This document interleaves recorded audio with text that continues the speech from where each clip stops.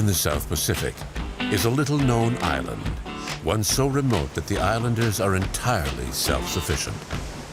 It's called Anuta, and after months of preparation, we set sail from the main cluster of the Solomon Islands towards this elusive destination. It's one of the smallest inhabited islands on Earth, just half a mile in diameter.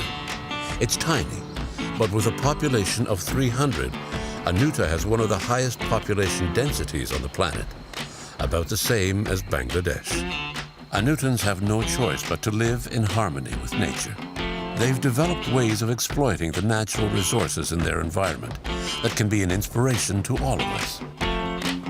This volcanic island is part of the Solomon Island archipelago, yet is so geographically remote that travel to any of the other islands is difficult. A boat may stop in as infrequently as few times a year, but the schedule varies, so islanders cannot rely on it to bring in supplies. From Honiara, the capital of the Solomon Islands, it's a 5 or 6 day sail in good conditions, which gives us time to finalize our preparations. Anthropologist Richard Feinberg is traveling with us. Dr. Feinberg is the world's expert on this island people. He knows them well and has learned their language. I first went to Anuta in 1972 to collect data for a doctoral dissertation at the University of Chicago.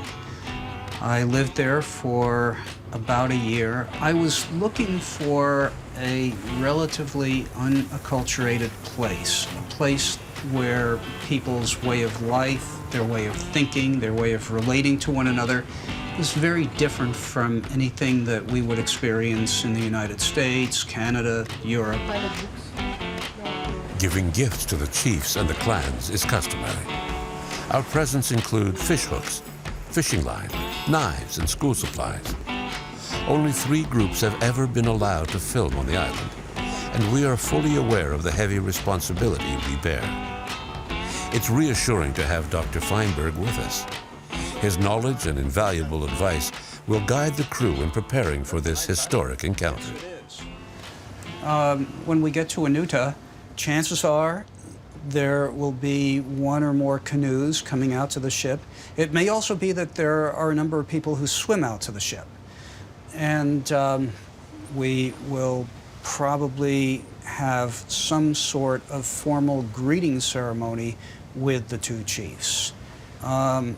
They will be seated on a ceremonial mat, and we will be asked to crawl on our hands and knees up to where the 2 chiefs are sitting.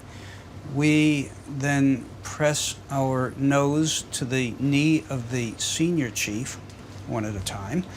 The chief will probably take his hand then and put it underneath your chin and lift your face so that it's even with his, and then you press your nose to the chief's nose. The chief will lift your head out of a sense of noblesse oblige. Well, you're almost there. Yeah. Yes, I'm looking forward to it.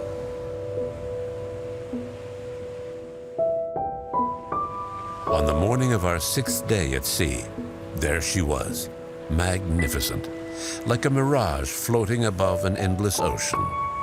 Anuta. There's a canoe approaching.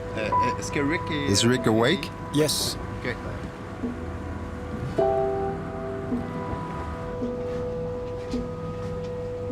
So should I go down here? Sure. When I saw the canoe come out, it just felt like a very familiar scene, something that I've seen dozens of times in different contexts. My first question was, who is in the canoe, and is it somebody I know? The last time I had seen Joseph was probably in 2000.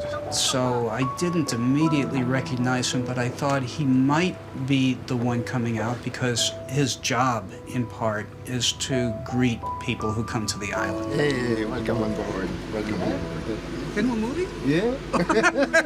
I yelled down his Anutan name, and he yelled back up at me, yes, and climbed aboard, and we hugged for about 5 minutes. Ah!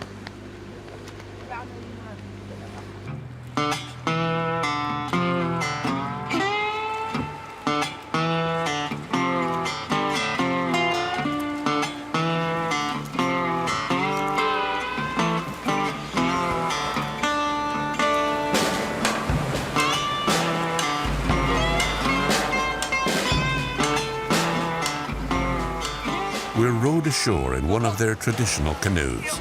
Some of the villagers give us their traditional welcome.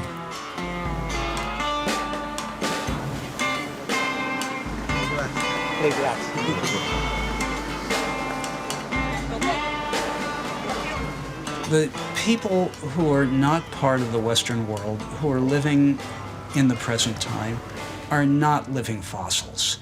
They're not representatives of what people were like centuries ago, and we're not stepping back in time.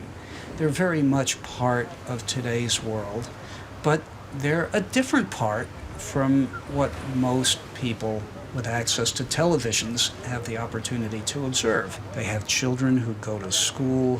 They do recognize the value of money. They do recognize the value of modern medicine. They're concerned with travel and adventure and many of the same kinds of things that people in our part of the world are concerned about.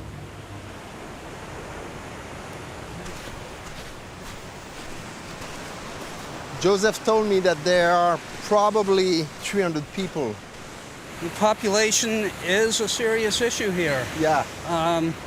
When I was first on Anuta, there were only about 150 people living on the island. So in 2 generations, the population has doubled. Which is a lot for, a small island like this. That's with right, limited yes. resources. And even in 2000, when I was here, people were not complaining about the resources, but it was just getting crowded to the point where people were a bit concerned about their privacy, which I found a little odd because privacy is much less of an issue in a place like this than it is in Canada or the US. But even people here were thinking that the place was getting too crowded.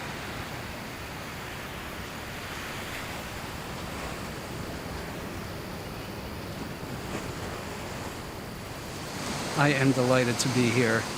I have only been here once in the past decade. It's a bit of a shock to come here and realize that I don't know most of these people because the children were born after the last time I was here, and people's names change periodically. When they get married, they change their name. So it takes me a few minutes to figure out just who a person is. With Samoa. Hey! Father John. I knew him first as a child. I was very touched at seeing the way that he's matured into a thoughtful, responsible leader of the community. Yeah? We approached the chiefs with some trepidation. Back in 1972, when Dr. Feinberg first visited the island, the senior chief took him under his wing. Not only did he teach him all about the island's unique culture, but he also made him his brother.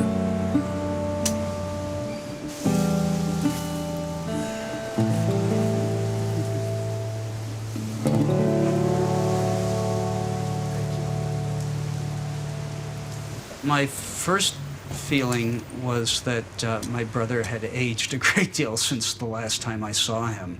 But he's just as sharp and thoughtful, just as much of a forceful presence as ever. I think that the bond between the two of us on a purely personal level has just continued to grow.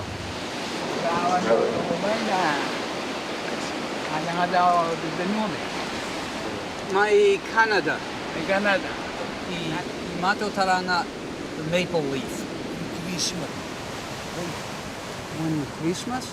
If you are the oldest son of the current chief, you have a pretty good chance of becoming the next chief. If you're in a different line, if you can't trace your ancestry or your parentage directly to a chief, then you are not going to be a chief.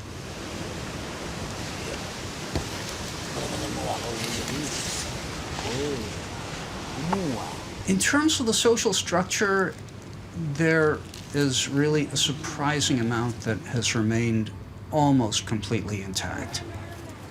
They have a lot of social support. The idea of somebody being alone and neglected is almost unthinkable on Anuta, whereas it's all too common in our part of the world. So in that sense, perhaps yes, Anutans may be happier than we are.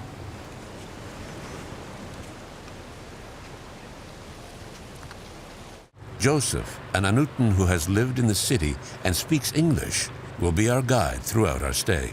Members of the crew will be able to get to know the island and the warmth of the islanders. Okay, we're going to the welcome banquet. The whole crew is invited onto the island.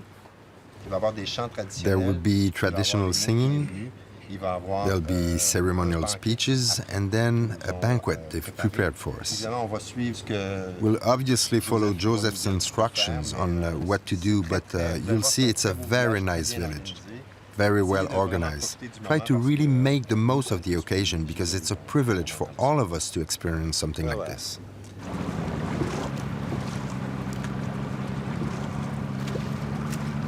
Anutans share a common value based on cooperation, sharing, and compassion for others. This philosophy, called Aropa, is a basic principle for Anutans. Here, traditions still play an important role, and they are handed down from generation to generation.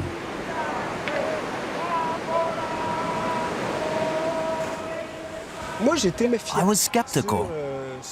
Is this a real tradition? Or are we just being made fools of by a bunch of people deliberately faking it? It quickly became apparent that that wasn't the case.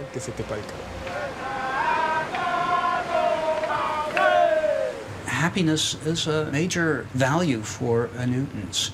If you ask them why they do things in a particular way, why they perform certain customs, there are two stock answers that they give. One is because it's the ancient custom of our island. The other is to make us happy.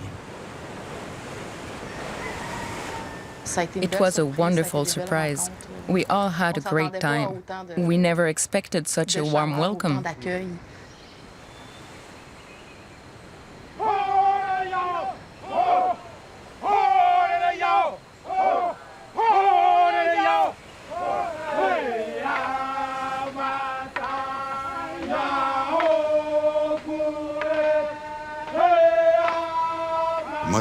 I loved it. Anuta was terrific. They really made us feel welcome, and they were really considerate, really nice. I don't think there's anything phony about it at all. I think it's a good example to follow.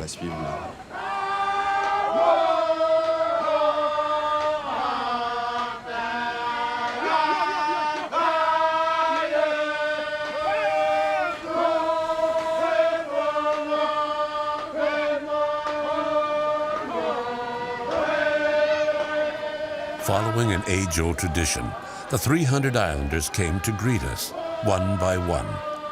This close contact greeting, called piquita, is a kind of nose kiss that allows you to penetrate the other person's bubble. Though unable to communicate with words, we felt a human warmth that went straight to our hearts.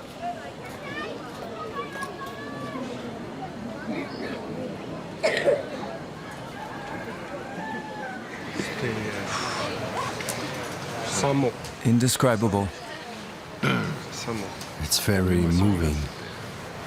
An energy from your people that is very hard to describe with words. No problem. It just was a very intense feeling. No, we are not looking for difference, but we are looking for unity. Yes, yes. Unity. Only the baby face.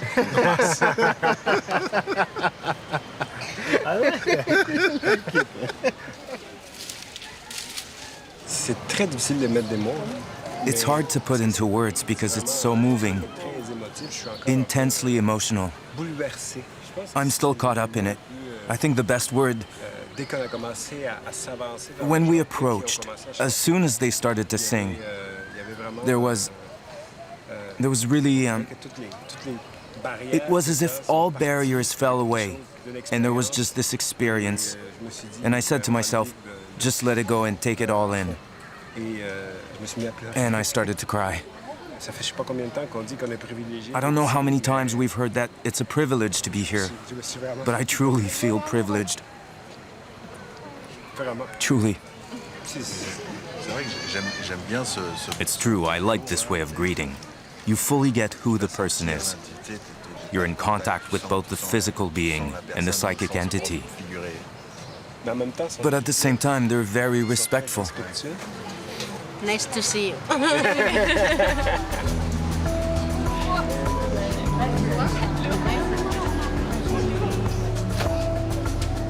The arrival of the church occurred not too long after a pretty devastating famine. And when something like that happens, people start to question the efficacy of the old religion. The church preaches love and support. Love thy neighbor as thyself. And Anutans were able to look at their own traditional value of aropa, and they could say, in essence, we were Christians before the church appeared.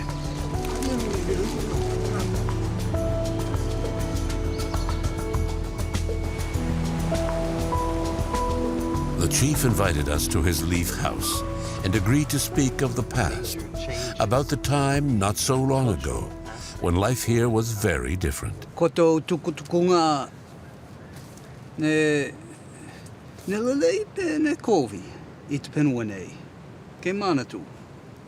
Yes, they certainly did. In the old days, when strangers came to the island, we would kill them. A good thing for us. Yes. The community here has a great relationship with nature. You know, you can find your food, your house, everything come from nature. Didn't you see any changes over time? Is there less fish, less bird? Is it much harder than before? It seems to me that there are more fish than there used to be. But on the other hand, there are fewer birds than before.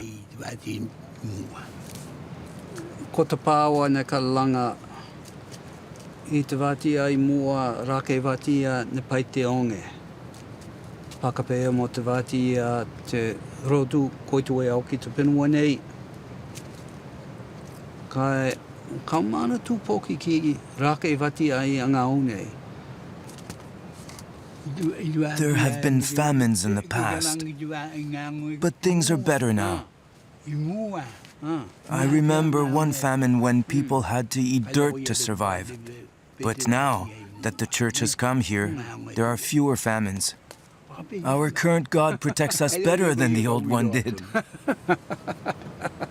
It's a very small island, and there's more and more people. Is he anxious about that? The population of the island is increasing, but we don't worry about it. We have to accept and love all those who wish to come here. What is the importance of nature for human? The way I look at it, The purpose of nature is to sustain life. Nature provides all our daily necessities, but it also gives us whatever we need to defend ourselves against her rages. Well, thanks him very much, and I hope that he will have a long, long life. He already has.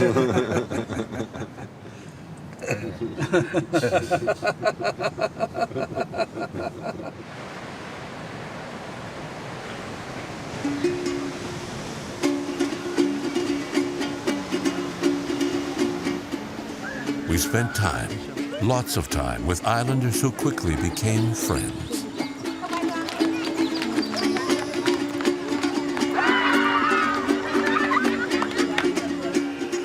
They asked us to tell them who we were, what we're doing, and they did the same. In a world where barriers between individuals seem non-existent, perhaps because of Europa, the life principle based on respect and compassion.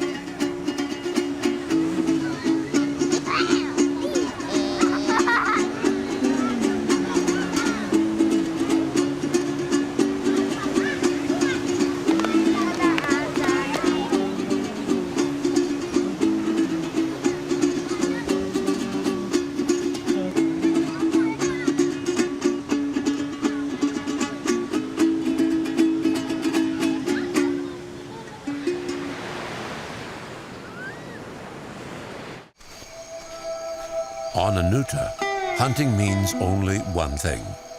Catching birds is an ancient practice which takes place at night at the top of a cliff where terns and other seabirds nest.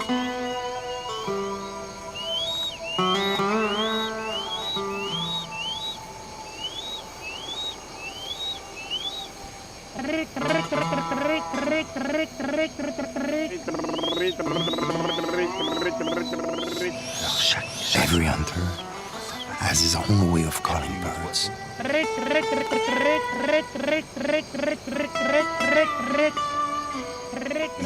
The idea is to try to attract them here, so they'll fly right over our heads.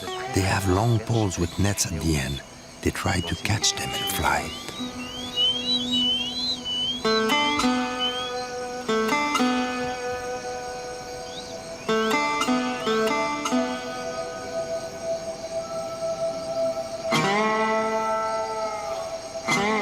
I think they're quite conscious of their relationship with the environment.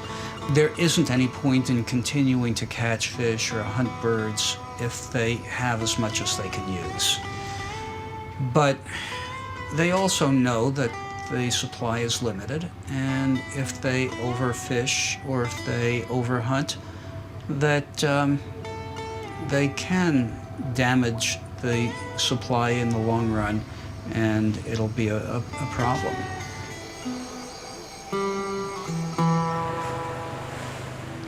Fishing is the main activity on Anuta, and their survival depends on it. Anutans are remarkable swimmers, and their thorough knowledge of the coral reefs that encircle the island is impressive. Anuta is very remote, probably about as remote as any place you can find on Earth, and they are pretty much self-sufficient. In some ways, that self-sufficiency is a little bit of an illusion, because they catch fish with metal fish hooks and monofilament fishing line. They use waterproof flashlights to hunt fish and collect shellfish at night. When they go to work in the garden, they use metal knives and axes.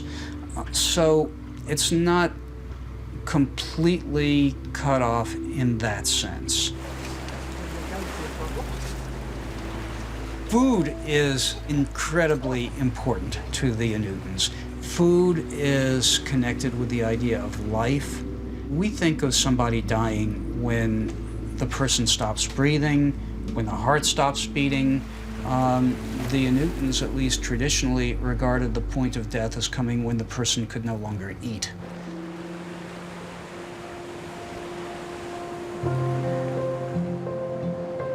Anutans use a variety of fishing techniques, depending on fluctuations in temperature, wave strength, and tides. These techniques were developed to ensure a steady food supply, no matter what the weather and environmental conditions. Here they eat anything, as long as they limit the catch to the needs of the community.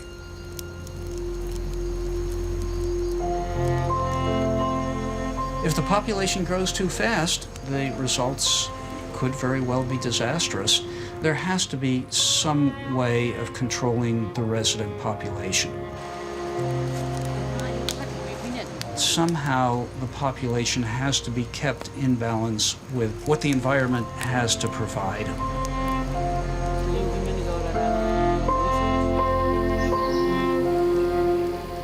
Farming is vital for Anutans.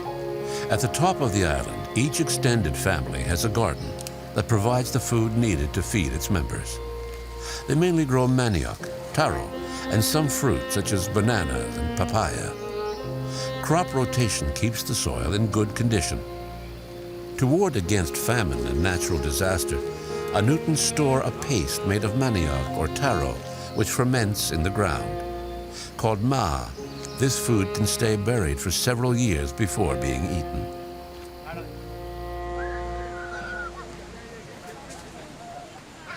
Anutans know the value of money, but they don't use it in their daily lives. However, they have set up a student association so that young people can go to school off-island. I live here and then I go over to Honiara. I go school in the vocational school in Aftara. It's a technical school. I pick up a course as a mechanic, and then I finished, and then I work in Honiara. It's about 9 years. I came back because I went to look after my parents, and then because they're getting old, so I think it's a big responsibility for me because I'm their kid and their kid. So when I become a man, I have to look after them as they look after me when I was a kid.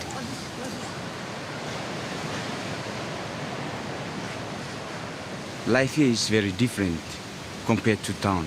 I mean, to Honiara. Honiara is so much noisy. Sometimes you don't know what will happen to you. You don't know. I mean, there are lots of people, and you don't know what they're in their mind, whether you are safe, really safe or not. But here, you feel safe because you know everybody. Here, you understand all the people. You receive everything free. I mean, you don't have to pay for your food. You just work for it. And you go anywhere you like without paying your transport and something like that.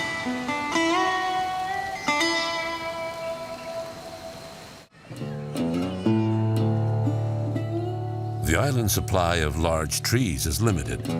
When a tree is felled to make a canoe, it becomes a full member of the extended family.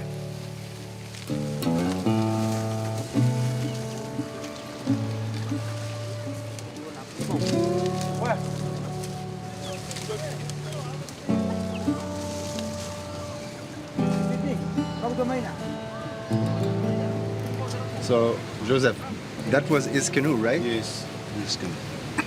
That's the oldest canoe. That's the oldest canoe. When was it built? Late 18th, I think. They only use stone axes and also fire. Made the fire and burned the old. Okay. So that means that you took good care of it because Yes. I mean it's. We treat the canoe as human being too, especially. Because that is not the only way for us to go as fast Fatutaka by canoe. So this canoe was made from one single tree, right? Yes. This is over a century old, and it's still used for inter-island voyaging.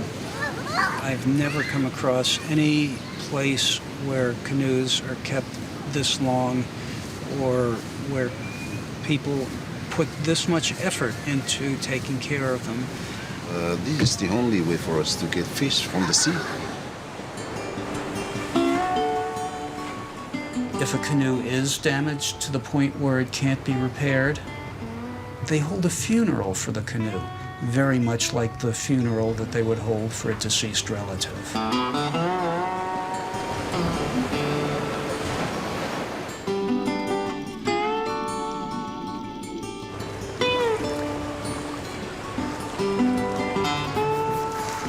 The amazing thing is that they use the island as an orientation point.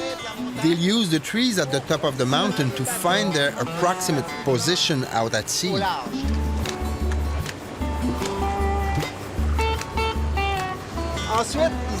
Then, one person jumps into the water to locate the reef exactly. Their fishing technique is very simple. They use fishing lines and hooks. And for bait, they mainly use pieces of octopus or squid. Simple, but so effective. We're now directly over the reef. You can see the bottom, and they really make it look easy.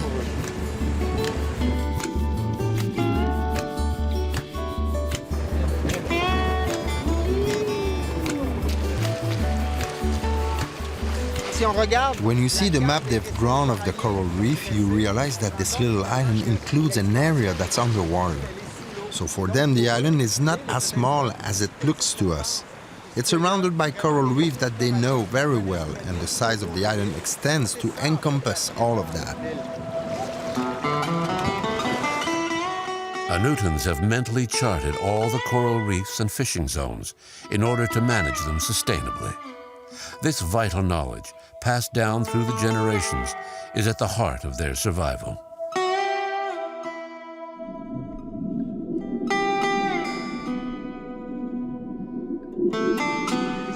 For us, it's very important that we manage how we catch fish. You see here, I think sometimes we put boundaries. Nobody can fish in it. And then it's about a year or 1.5, and then you can go back and harvest. They open it up, and everybody can go. Fish is bigger, and we have enough.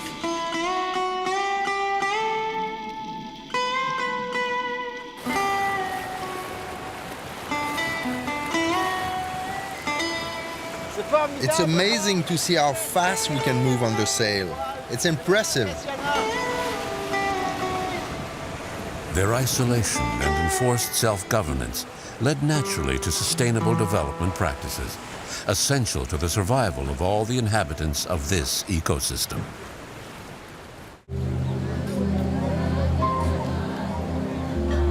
It's our last day on Anuta. A certain sadness overtakes the crew. We've discovered far more than a fine example of balanced natural resource use. We will soon be taking leave of friends with whom we have shared openly, unreservedly. The Anutans insisted that the whole crew attend the farewell ceremony, a grand traditional banquet which will proclaim our status as new residents of the island.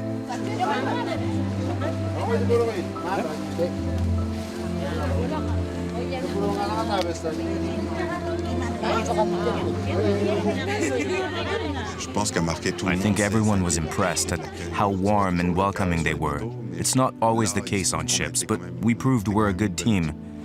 Interested, curious, we were willing to try anything they offered us. Eager, in fact. The farewell ceremony was pretty intense, I'd say powerful.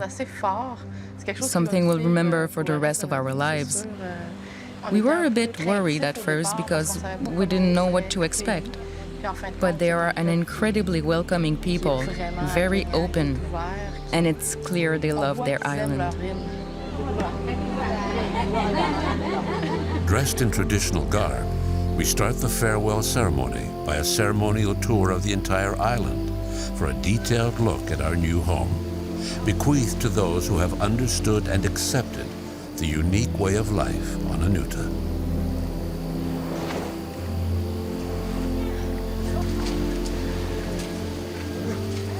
The last day on Anuta was a real privilege.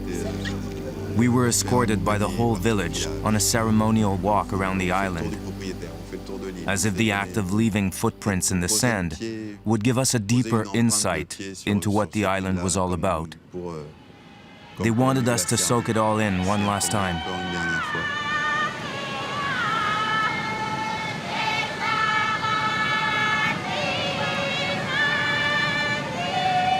Our imprint will remain on the island and in the hearts of the islanders. Through their generosity, openness, and their traditions, they've taught us almost forgotten principles about the relationship of humans with the natural world. But above and beyond a harmonious relationship with the environment, we've seen and learned a great deal about basic human nature.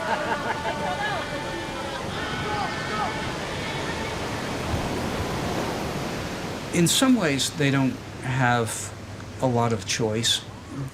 They can't snap their fingers and become people of New York or Chicago. That's not going to happen, and they know it. On the other hand, they probably wouldn't really want to transform their island into a mini New York or a mini Chicago. They are making conscious choices. Their choices are not infinite. They know that they're constrained, but they also have made a decision that custom is important to them, and they want to try to hang on to it as much as they possibly can.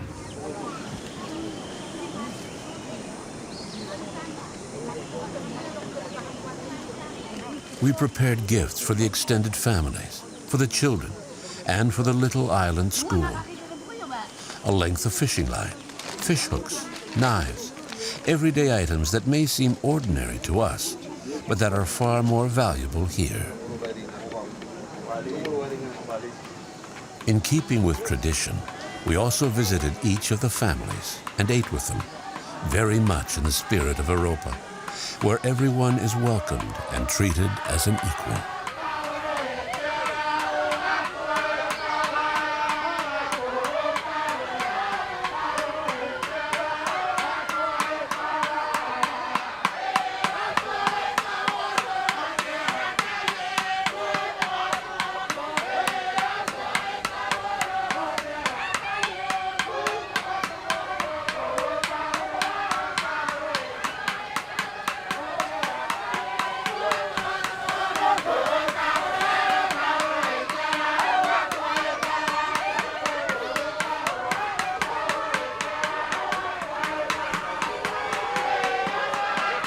At the end of the parting feast, everyone joined in the dance.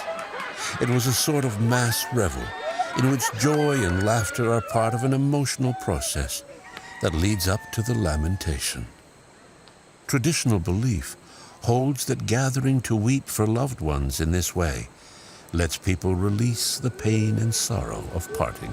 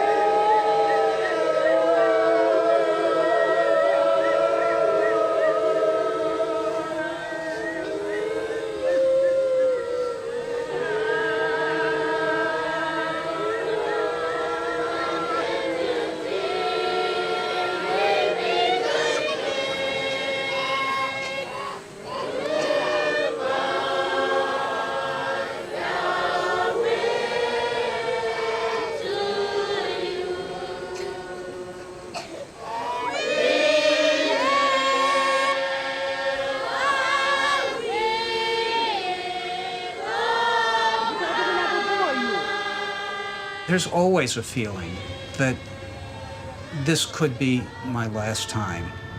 It's so hard to get to that you never know if you're going to be able to come back. And because of all of that, it's always an overwhelming emotional experience to arrive and then again to leave.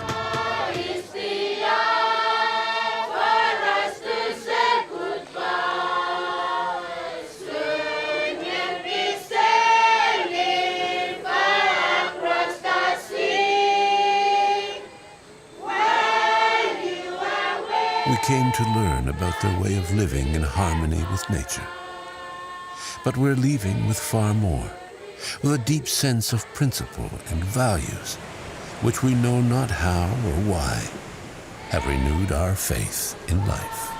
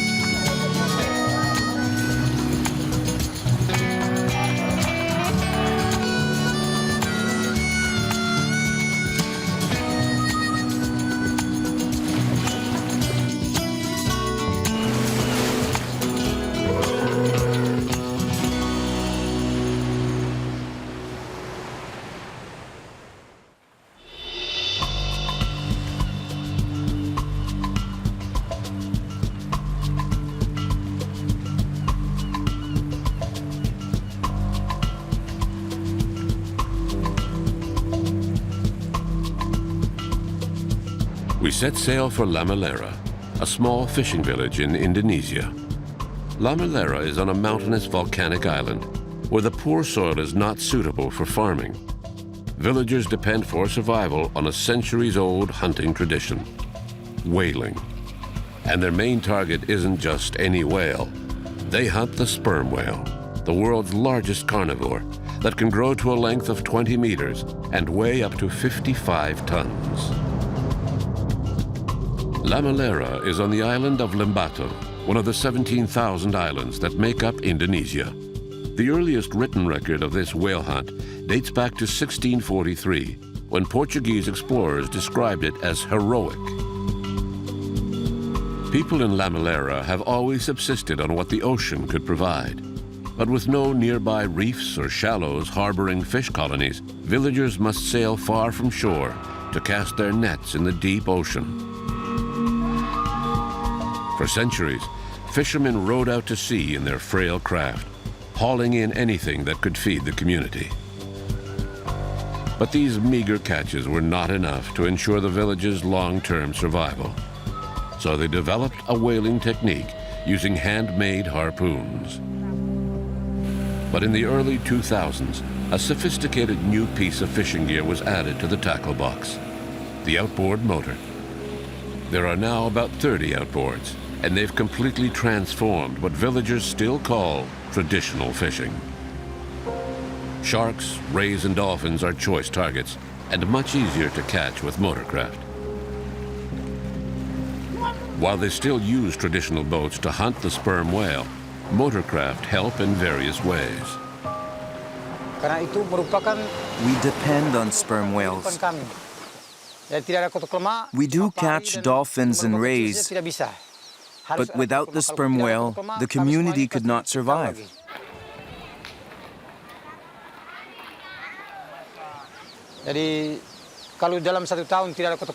That's why we all pray that the whales will come back year after year.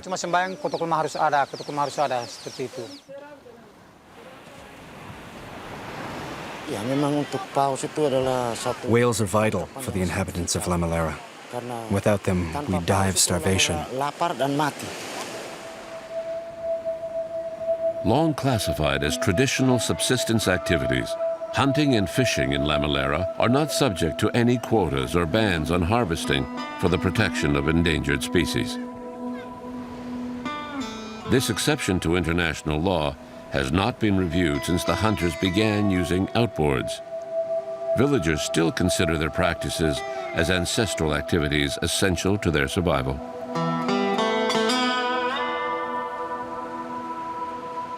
Whaling season begins in May. The whole village gathers to pray and commemorate the souls of those lost at sea while working at this dangerous occupation. At the beginning of every hunting season, the first formal event is a get-together we call the beach meeting.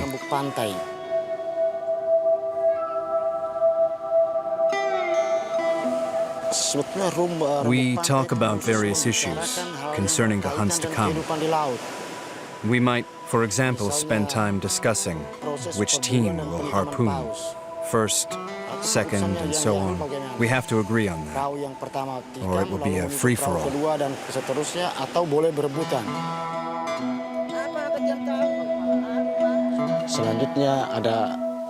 Then later that night, we make an offering of candles and flowers to the memory of those lost at sea. They are our heroes.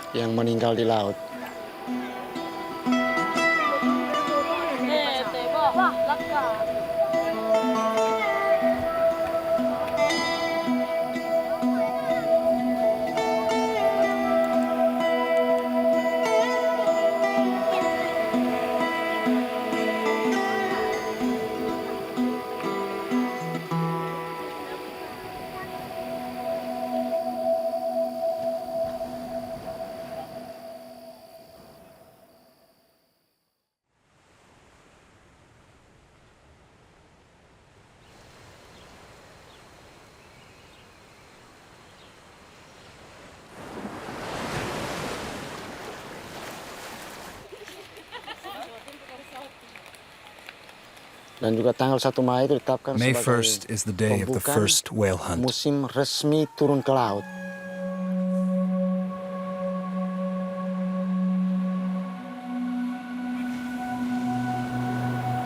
Pada saat itu juga setelah misa, the day begins with a blessing of the boats and the men. Pemberkatan laut.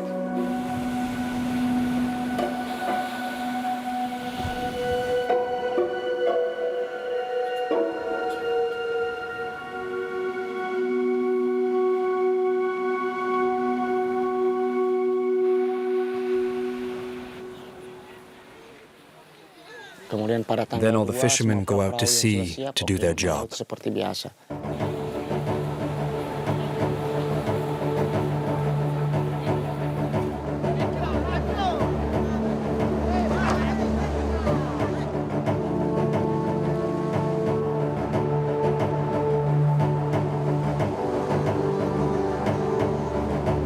Traditional boats called tena used to be propelled by oar or sail. But nowadays, the large craft are towed far out to sea where the whales can be found. There's a ban on hunting blue whales. But we're allowed to catch sperm whales and orca. We are dependent on waves and plankton.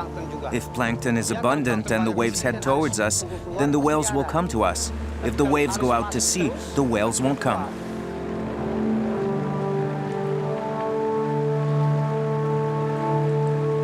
The harpooner stands on a small platform in the bow. He has to leap into the air to plant his harpoon in the animal's flesh. It's an art, and one with considerable risk.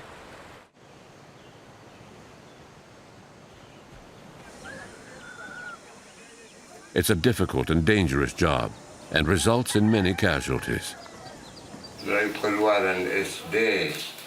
I've been hunting whales my whole life. I started when I finished grade school, and I stopped 3 months ago, when I lost my leg. Some lose their lives. Others bear the scars of a battle lost in the name of tradition.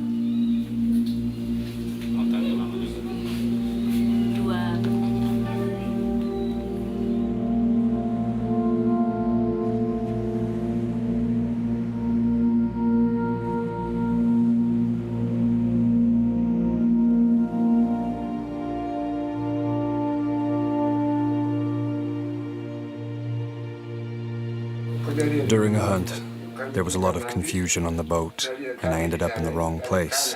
I was standing with my leg in among the ropes when the harpoon caught in the whale and the cable started to reel out and I was thrown into the sea. When the cable between the whale and the boat tightened, it cut off my leg.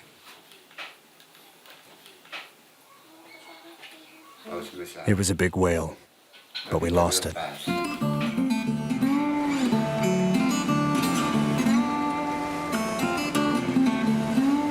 Whether the whale is large or small, it all depends on the harpooner.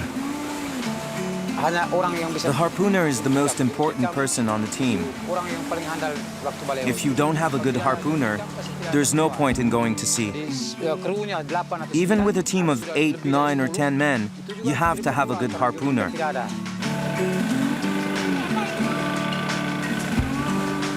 A real harpooner has to be able to stand straight up at the front of the boat without getting nervous or feeling any fear when he sees the red eyes of the whale. A harpooner can't make a mistake. The rest of the team expects him to be successful no matter what.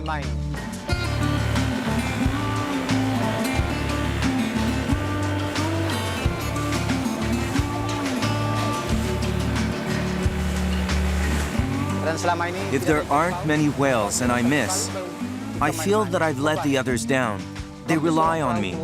I feel an enormous sense of responsibility.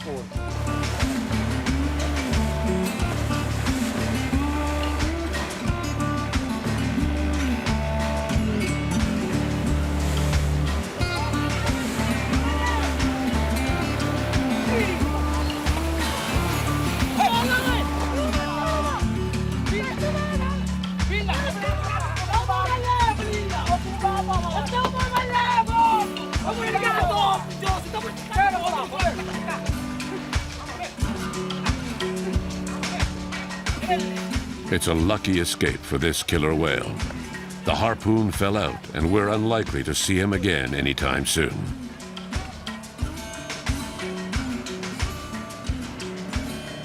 The most remarkable thing I remember is the time I chased down and harpooned 3 whales, all in the same day. One of the whales was at least 15 meters long. All the boats were after it.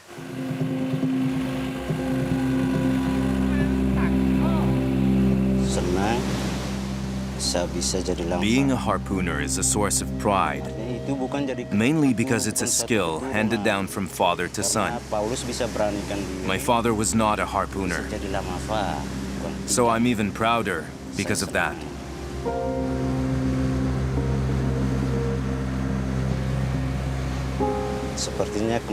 When we spot a dolphin, we come close and reduce speed so we can follow it.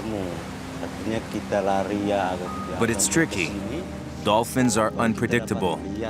They zigzag all over the place.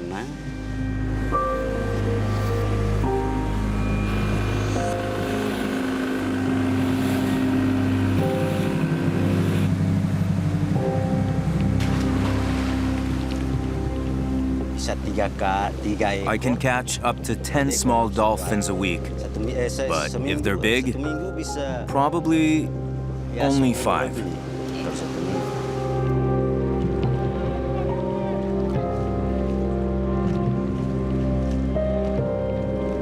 The recently introduced use of motorboats has changed the way they hunt and greatly increased the pressure on a variety of vulnerable species.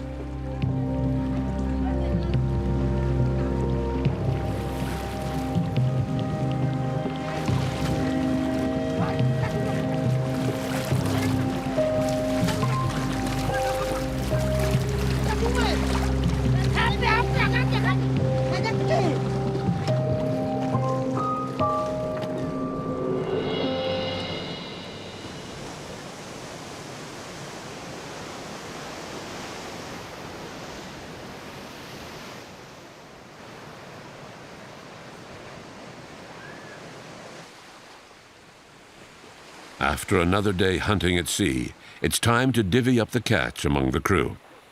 In a well-established distribution system, the harpooner and the boat's owner are allotted the best pieces.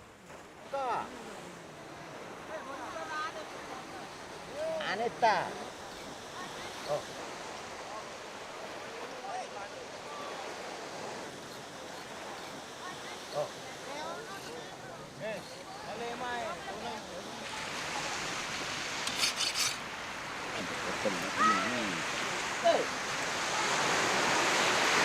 This is the harpoon guy, so he's the one who first time,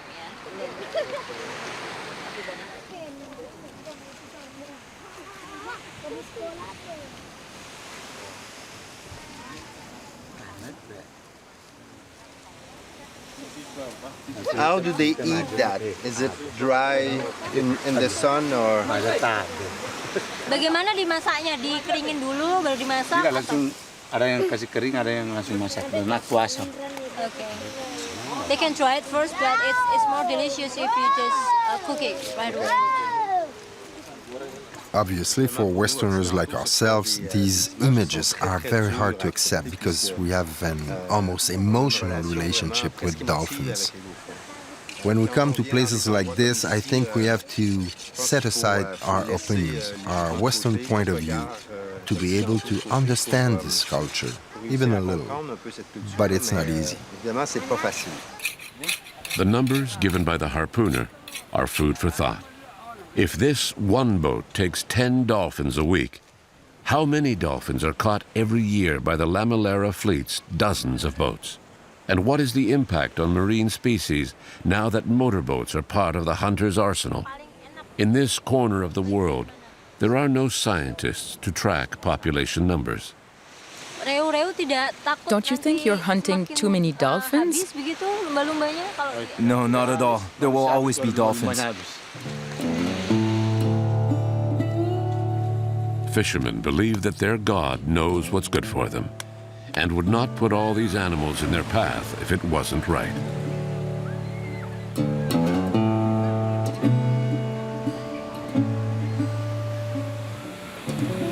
Many boys aspire to the most prestigious job around. For generations, harpooners have commanded great respect here in the village because they contribute to feeding the whole community. For these youngsters, the dream of confronting a big sperm whale out at sea is very real.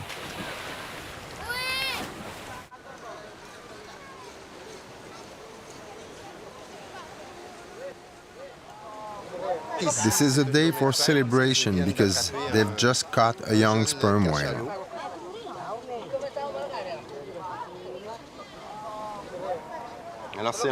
It's a young male. You can tell from the teeth. It's a male. Hard to tell the exact age, but he's still fairly small. It's probably easier for them to catch the smaller ones. The main harpooner thrust the first harpoon into the whale. That harpoon is on a rope, and the rope is attached to a small wooden boat, which the whale now has to pull. Obviously, the idea is to exhaust the whale. Once the animal slows down, they'll come in closer and shoot more and more harpoons into it, attached to other boats. So by increasing the amount of drag on the animal and tiring it out, they'll eventually be able to deliver the death blow. It's an ancient technique used by very few people anywhere in the world. It's been effective for who knows how many years, so they see no reason to change it.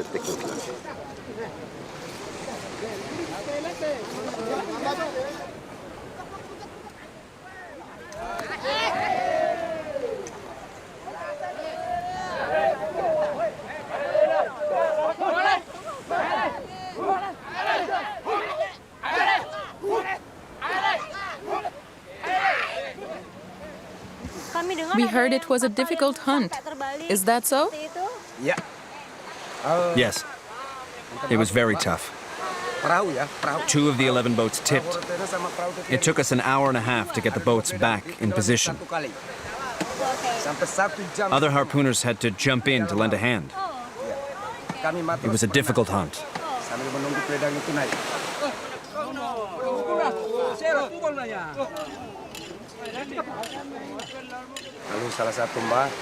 I'm a harpooner, and it's a dangerous job. So many things can go wrong. It's very risky. I could die at any moment. Is there more risk with a bigger whale? It's always risky, and accidents happen all the time. It doesn't matter how big the whale is. It's dangerous. We have to be really focused during a hunt. We harpooners have a rule. If we have worries at home, we do not go to sea. It's a lot safer. You don't want to take a chance.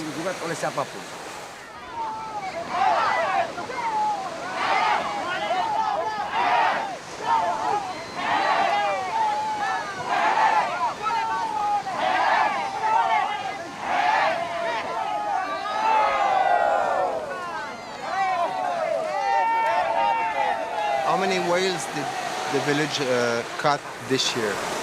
Sudah berapa paus yang diambil tahun ini, Pak? Tahun ini 2013 ya. Ya. This year, we've caught 25. 25 ekor. Teman-teman di desa 25? That's a lot, isn't it? Ambilnya, Pak. No, it's not too many. If we could catch more, we would. We need them. They're our survival. We're not going to empty the sea by catching 25 whales a year. They're a gift from God. There will always be plenty of whales.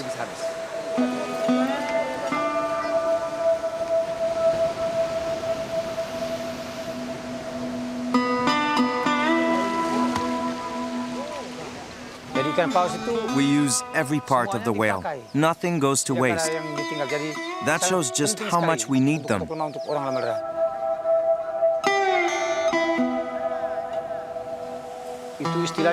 We have a saying here that goes, we should all have food to eat, not just our relatives, but everyone.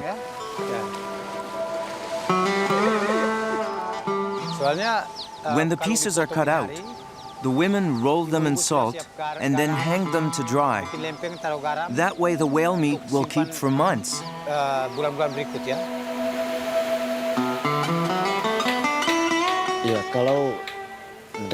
The whales are our livelihood.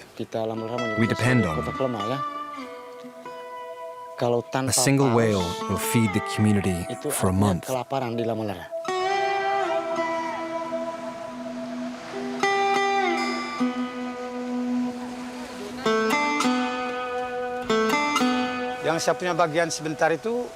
Half my share goes to my mother-in-law. I also give some to my neighbors and to the widows.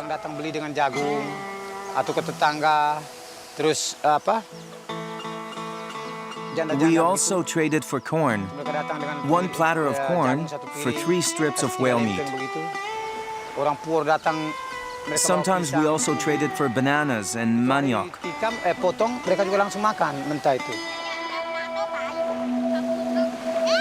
The treasure will be divided according to a precise ritual.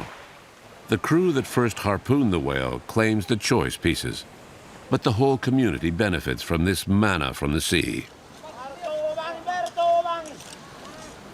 Tomorrow, the chief will come down from the village, and the head will be set aside for him. The oil will be shared among the members of the village, but the head is always reserved for the chief.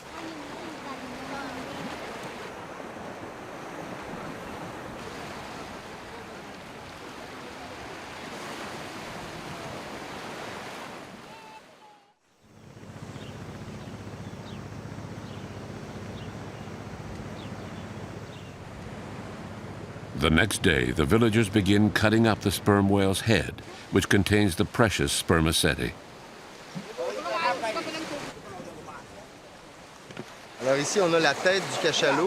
So this is the head of the sperm whale with its single blowhole, which is to the right of center. That's typical.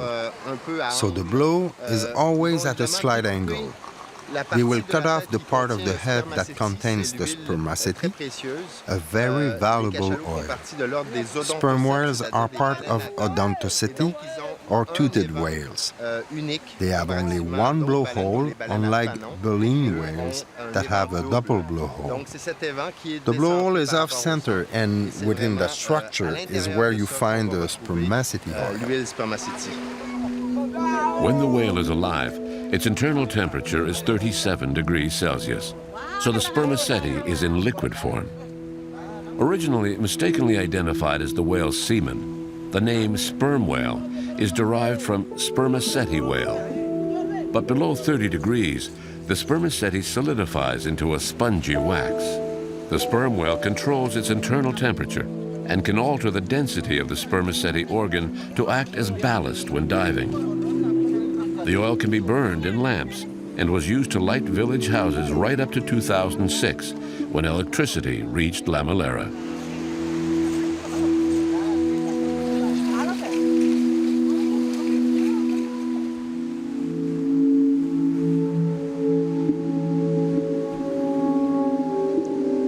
At the end of the process, everything has been cut, dried, salted, and stored.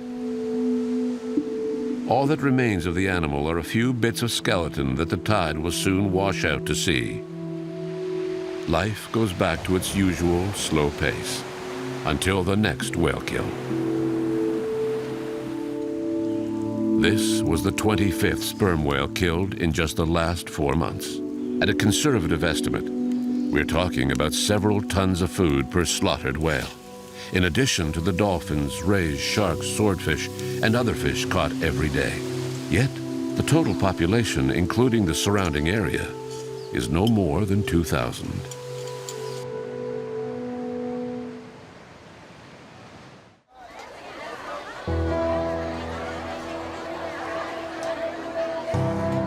Every Thursday, the women of Lamealera attend a market in the neighboring village. Here they can pick up things they need that the ocean does not provide. The road linking the villages, not built until the early 2000s, affords a mobility that has begun to open up the world. Goods and commodities of all kinds can now be transported more easily, but it takes money to pay for them. While barter is still common, villagers increasingly want to sell their products for cash.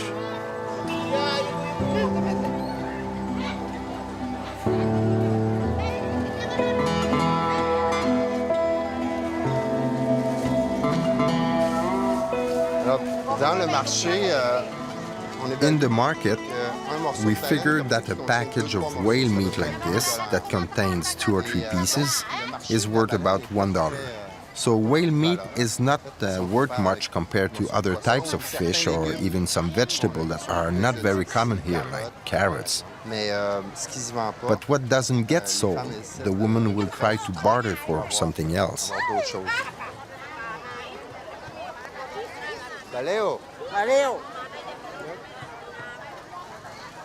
Good.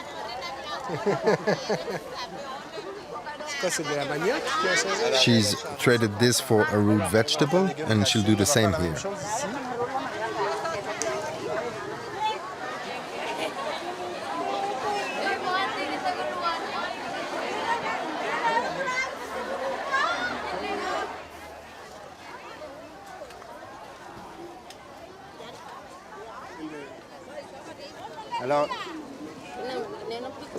It's really barter. They're trading root vegetables for pieces of whale meat.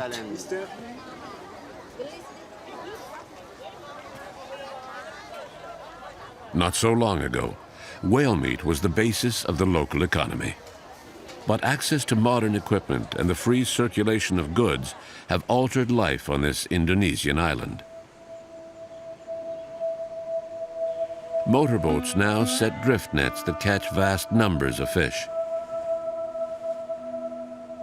With modern technology being used to scoop up ever more marine life, some environmental groups have begun to question the legitimacy of traditions, especially where endangered species are concerned.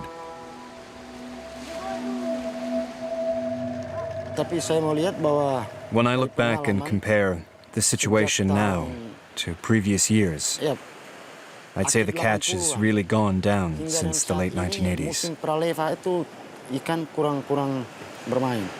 As far as protecting species is concerned, it's a noble cause. But I firmly believe that the resource will be here for hundreds of years to come.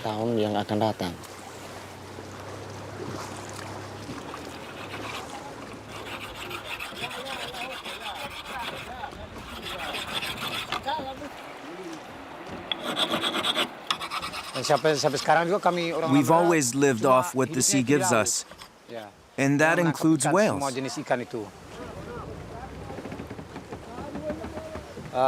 Some time ago, some people came to talk to us about protecting whales.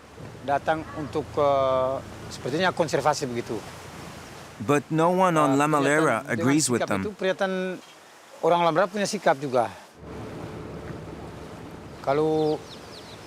What we are doing is legal. The International Court of Justice permits our traditional hunting practices.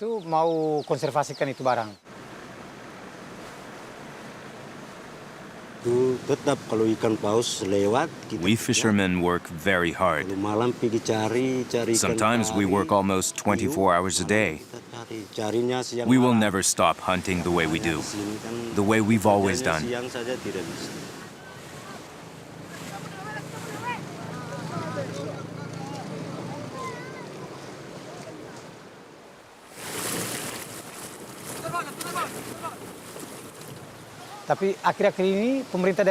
Not long ago, the local government tried to make us give up hunting, but we refused because this is traditional hunting and because all of the equipment we use is made by hand. No one can stop us from doing this. It would be an insult to our ancestors. It may be hard to accept that this can still qualify as traditional fishing, especially compared to the way things were done before outboard motors came on the scene.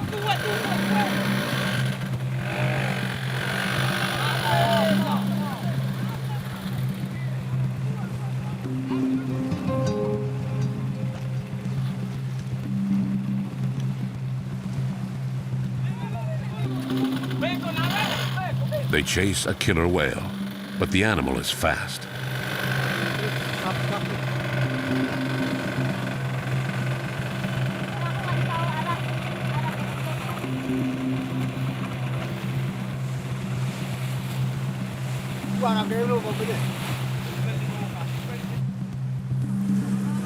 Dolphins. This time the boat was able to catch up to the fleeing animal.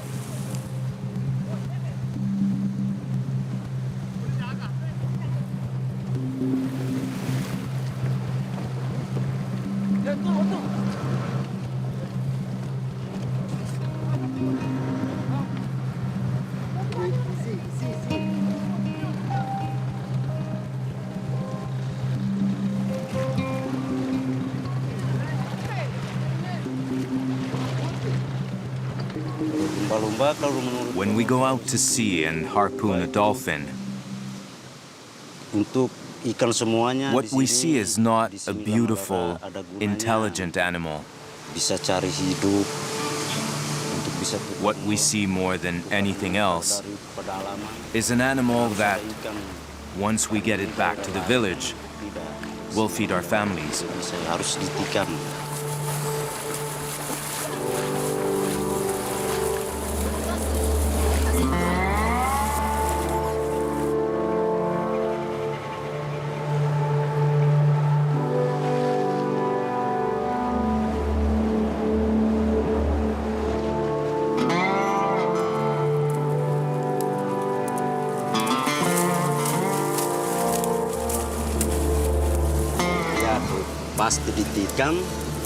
We believe it's important to strike a dolphin's snout to shorten its suffering. That technique has been passed down from our ancestors.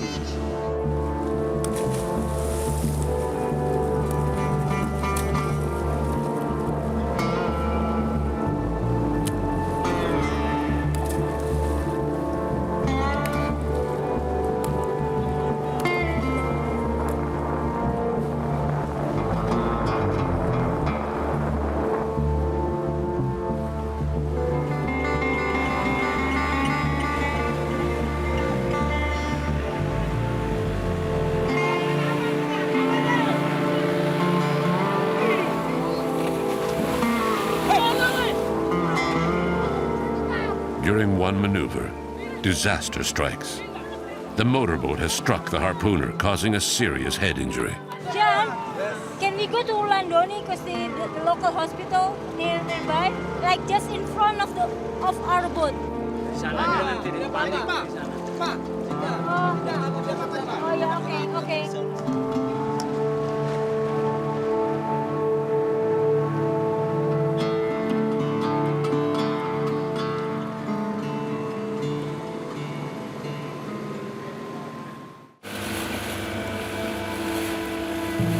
We quickly get the injured man to the village. On the way back, another unforgettable event brings a difficult day to a close. A crew member spots a familiar shape, and the boat makes straight for this shadow on the surface. The sight of an enormous manta ray sends the hunters into a frenzy. They struggle mightily to capture the animal.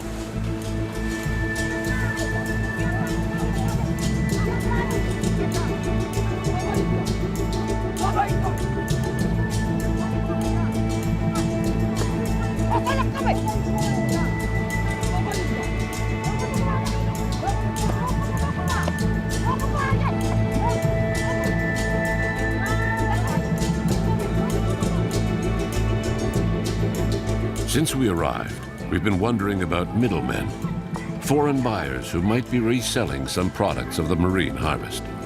But no one was prepared to discuss it.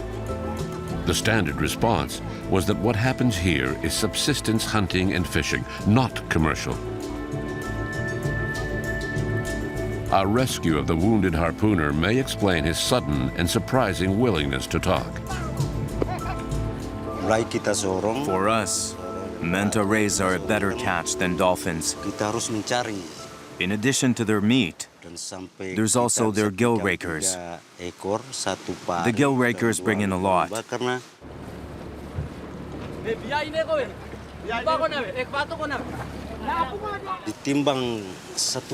get $50 a kilo for the gill rakers. We have a buyer here on the island. He sells them to a middleman who ships them to China.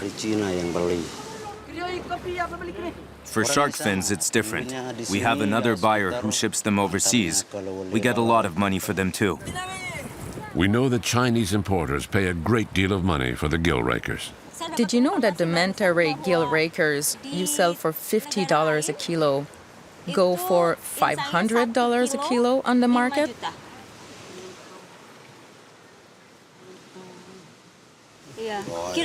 That's a big surprise. $500 sounds like a huge amount. But for us, $50 a kilo is still a tidy sum.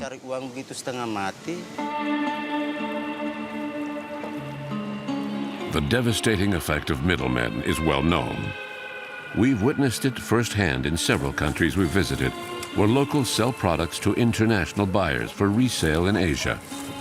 The price for shark fins or gill rakers from rays is skyrocketing, as is demand. In China, too, tradition is trotted out as an excuse when these delicacies from the sea end up in soup. In less than 15 years, Lamealera has undergone a dramatic transformation. A road has been built, electricity has been installed, and gasoline-powered outboard motors have made things easier for fishermen. Progress has opened up markets, and some local products now make their way to China.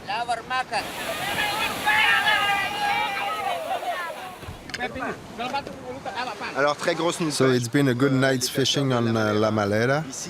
Here on the beach this morning we find many different species, swordfish, mahi-mahi, but there are also a lot of fish that are on the endangered species list. This morning we see a number of species of shark, there are dolphins, a lot of rays, and especially hammerhead sharks. Worldwide stocks of hammerhead have dropped by 98% in the last few decades because of overfishing. But here there's an exception because of traditional fishing. It may be time to ask how far we're prepared to go in respecting cultures when we're talking about endangered species. We're also beginning to feel that we're wearing out our welcome here in the village. I think they'll start urging us to ship out pretty soon. They seem to be more and more annoyed by the camera, so this may soon be the end for us on Lamealera.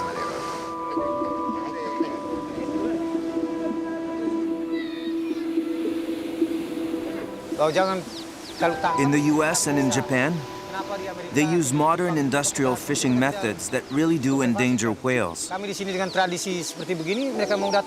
not the case with us. But they want us to stop from hunting? Why don't they make them stop and leave us alone? If people think we're overfishing, they're not being fair.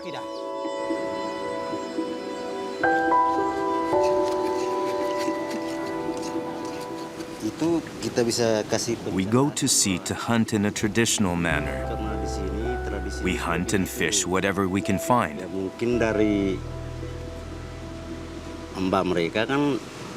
If people are bothered by the way we do things here, that's their problem, not mine.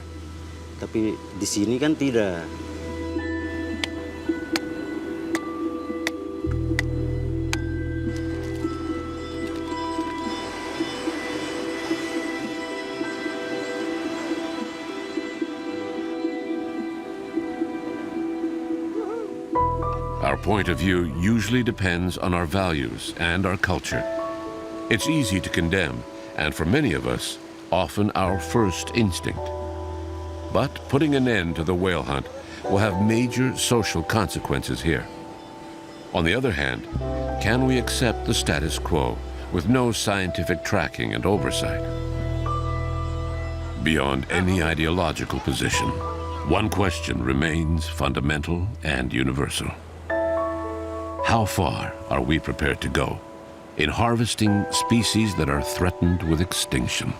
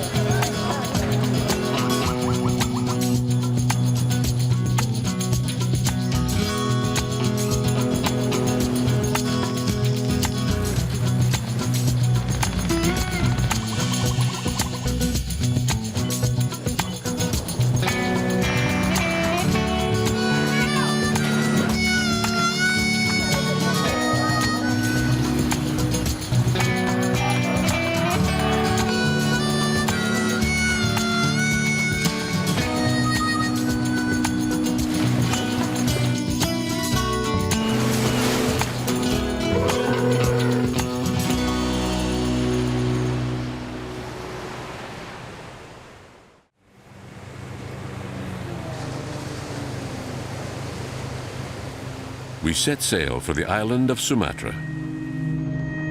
This island, like the rest of Indonesia, is at the mercy of large corporations who raise and burn the rich Indonesian forests, turning them into vast monocultures. These practices, often dubious, threaten the survival of the last Sumatran elephant populations, a species critically endangered.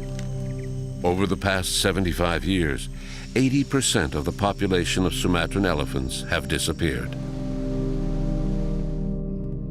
We arrive at Riau province, in the central part of eastern Sumatra. Prior to 1982, 80% of this territory consisted of primary tropical forests. A haven for many species, Indonesia's forests are home to nearly 15% of all living species on the planet.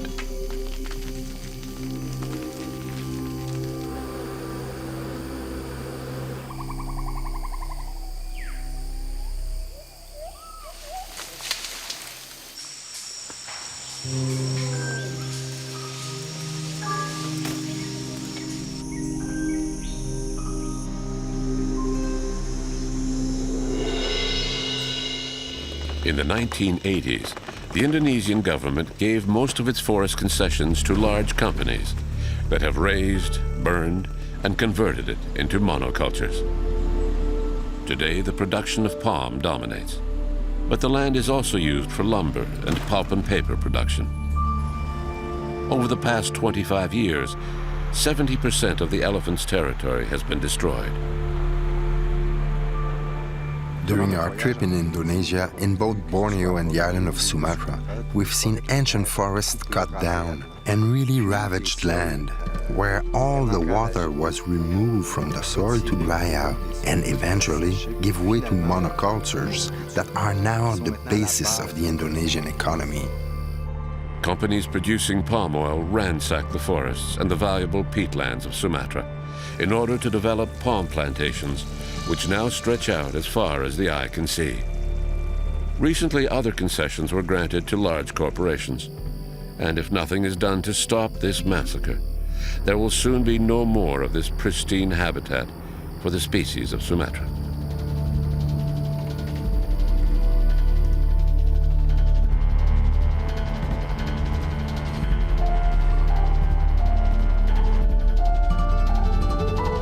The Drupe's palm produces palm oil, the most used vegetable oil in the world. It is found everywhere, in food, cosmetics, and biofuels. More than half of the food products in our supermarkets contains this palm oil. The rapid deployment of these monocultures at the expense of the forest is growing. Each year, approximately 2 million hectares of forests are cut and burned. In terms of area, it is the equivalent of 6 football fields disappearing every minute. Sunarto is an Indonesian biologist who works for the World Wildlife Fund. A specialist in elephants and Sumatran tigers, Sunarto agreed to accompany us during this expedition into the heart of what remains of the Indonesian forests.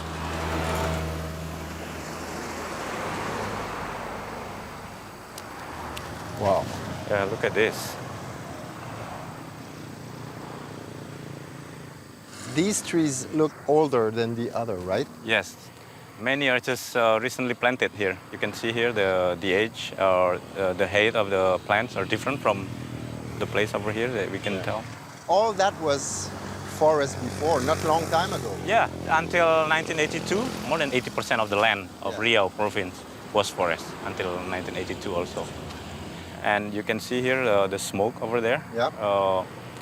There's still some areas that are still under the process of the deforestation. Oh, yeah. And typically the conversion from forest into the oil palm involves the burning. All the animals, they have no other choice but leave the area or even leave or die. Yeah. Scientists estimate that between 80 and 90% of all forest species will die during these clear cuts. The international scientific community has reacted strongly to the planned massacre of Indonesian forests. They have lobbied the Indonesian government to protect its forests and its biodiversity. Parks were then created to preserve what had not already been destroyed. But the safeguards were never met. Some companies are still continuing production within park boundaries, and small farmers, frustrated by an economy that offers little advantage for them, began to illegally exploit patches of protected land to plant palm trees. Indonesian authorities turn a blind eye. Droop's palm produced by local farmers will be purchased by the large corporations complicit in the destruction of the last remaining patches of protected forest. Wow. Yeah, look at this fresh fruit bunch of the oil palm. Yeah, and it has to be processed really quickly. So it cannot stay for too long, otherwise the quality will be really bad. That's why it is important to have the mills close enough to the plantation area. Yeah. And there's two types of oil, right? Yeah, two kinds. First is made from the outer part of the skin, and the other is from the inside, the inner, which is the kernel. Yeah, and the kernel palm oil. They are made for higher quality products like probably cosmetics or like the chocolate mix for chocolate, high quality food. Yeah. So not long time ago, that was a virgin forest. Yes, as we can tell here, there are some leftover trees here, the died trees. Yeah, look at this. Yeah. This tree. And it's amazing, it's so quiet. There's no life here. Yeah, at this time of day, if we were in the forest, like maybe 20 years ago, it would have been much different, right? I mean, a lot of noise we can expect from the rainforest, but here at this time of day when animals supposed to be hungry and looking for food, we barely hear any. Except like few birds that are singing. Very common bird. So there's no room anymore for tiger or Well, for tiger it'll be too open. The tiger needs somewhere to hide, right? Yeah. Life has disappeared at the heart of the palm groves. Only a few years ago, the plant and animal species formed a complete ecosystem, unrivaled in its wealth anywhere else on the planet. The national parks should ensure the conservation of these species, but the lack of competent authorities on the ground has given free rein to poachers, who have destroyed all conservation efforts. Created in 2004, the Tesonilo National Park was to protect 1,000 square kilometers of forest. Today, about 80% of the park is now exploited illegally by poachers. It is near the Tesonilo Park that the World Wildlife Fund has developed a special patrol. The Elephant Brigade is known here as the Flying Squad, and regularly intervenes to keep wild elephants away from plantations situated on the outskirts of the national park. There used to be around 4,000 Sumatran elephants back in the mid-80s. Rough calculation now, the population is just around 1,000 left. And there are possibly around 500 in captivities now. Wow, that's This big. is Rahman. Hi, Rahman. Hello. Hi. How old is he? He's around 32 years old. And that's a female? And the female here, Lisa. And the baby, Imbo. Hey, Lisa. Hi. Hi, baby. Look at this. Come here. The baby, Imbo. Come, Imbo. Almost Come 3 here. years old. Come here.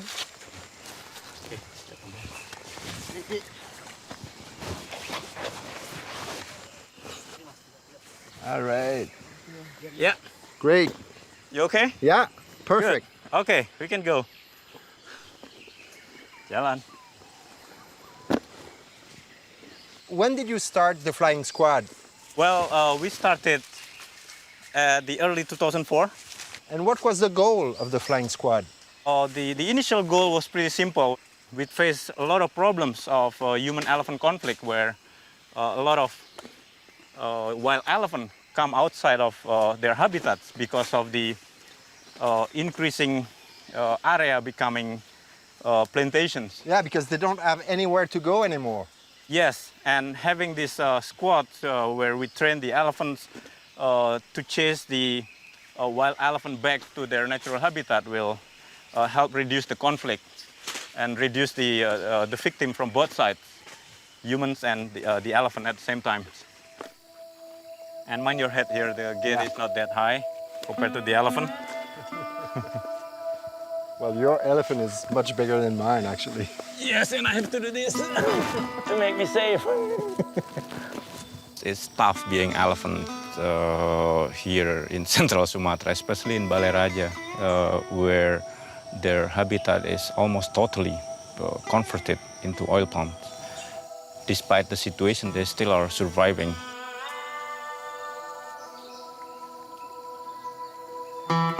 The Elephant Brigade must complete a rigorous training to respond to the commands of their mahouts.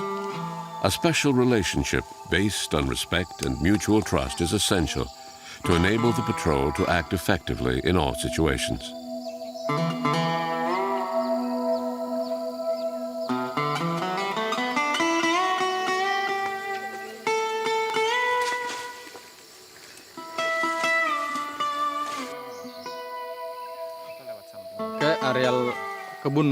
We patrol areas where the plantations are close to Tesonelo Park.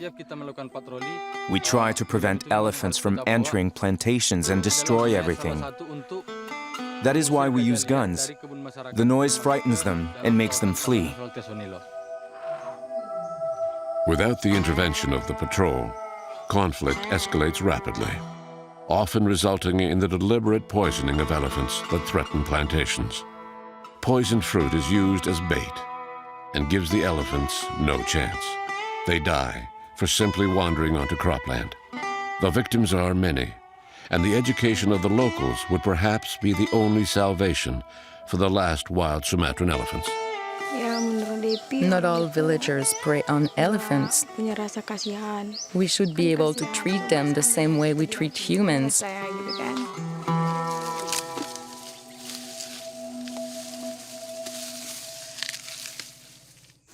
Elephants are highly migratory and require large territories.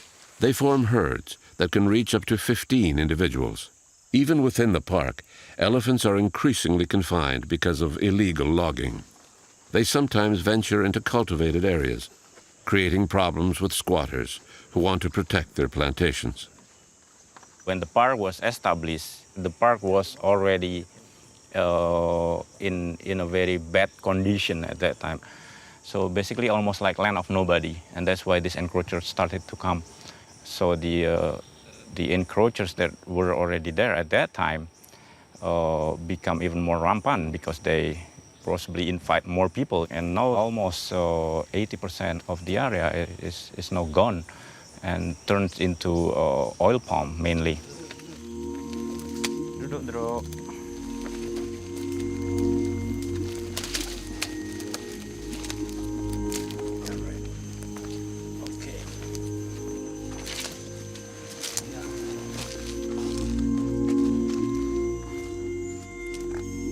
This is quite amazing.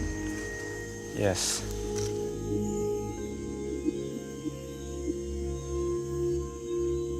In the heart of the park, another patch of forest is ravaged, burnt, the first step before planting palm trees.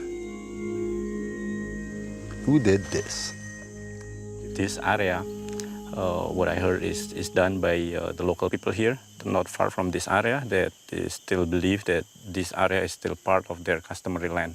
But is there any police or park gardens around? Yes, there are, but it's not enough and not efficient enough, I think, in dealing with very complex ways of forest destruction in this area. It's so complex. People who are in the field are basically, generally, are just poor people that happen to need some money or just to sustain their life.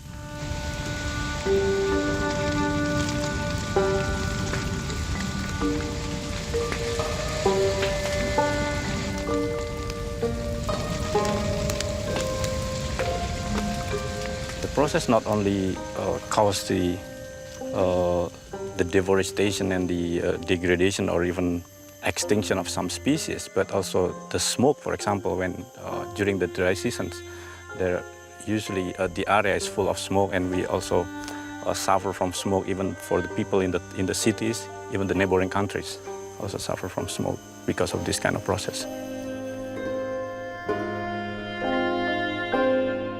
Although the process is illegal, they burn the forest to simplify the logging operation. The CO2 accumulated throughout the life of a tree is released into the atmosphere, contributing significantly to global warming.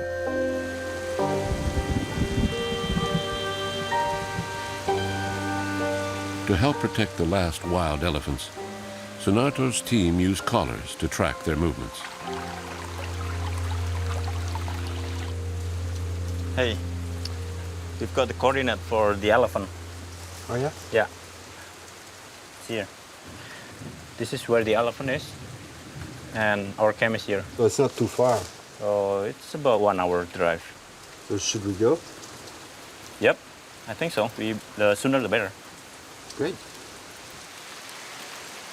In addition to the flying squad, we also have a patrolling team that regularly patrol wider areas to detect the whereabouts of the wild elephant. So ideally, we know first the movement of the wild elephant before they go into plantation areas, because once they are in the plantation areas, it will be more difficult to drive them out of that. So the best would be to detect them first and prevent them from even entering. Because this is the time when they just basically wake up from the sleep during the hot day. And they usually want water to have and enjoy it for a while.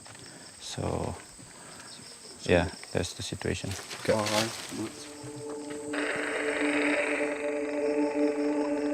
A receiver picks up a signal from the radio collar on an elephant. It guides the team through a grove of acacia trees, widely used by the pulp and paper industry.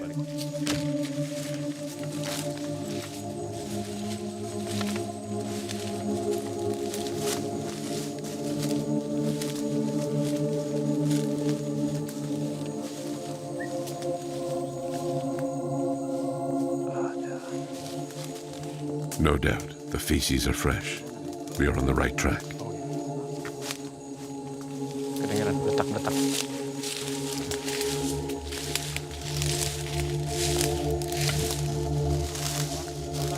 Oh yeah.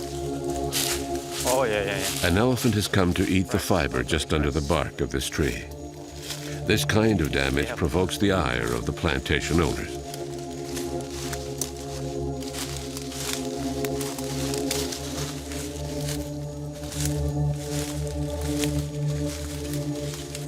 Looks like something else. That's big. Yes.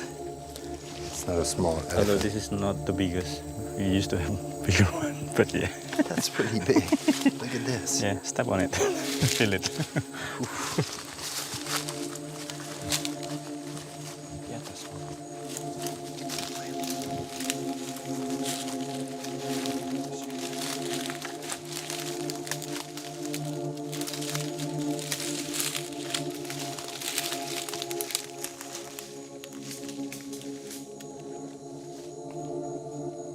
Excitement grips the group as we approach. Wild elephants are constantly hunted by poachers and have become aggressive towards anyone who confronts them in their territory.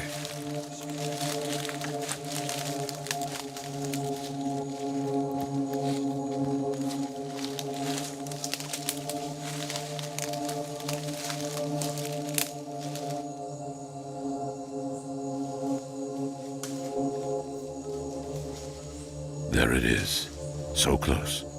Avoid any confrontation.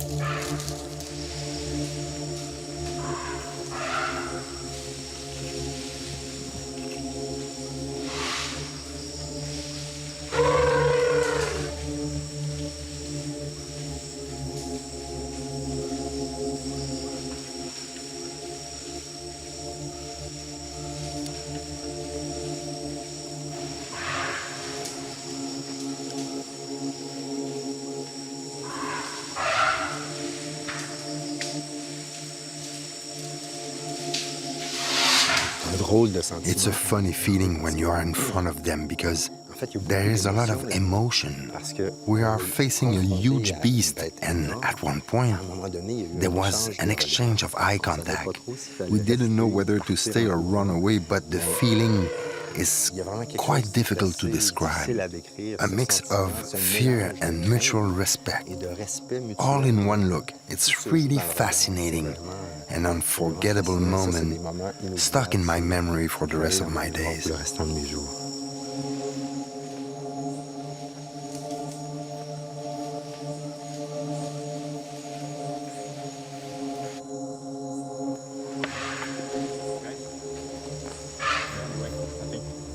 their way.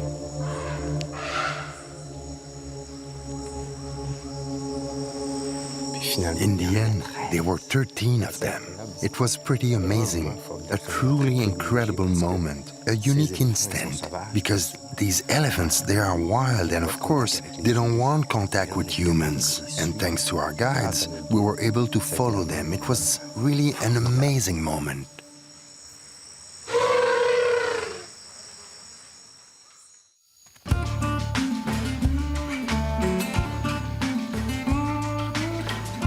This special meeting with the last wild Sumatran elephants helps us understand the importance of the program for the protection and prevention of conflict established by the World Wildlife Fund.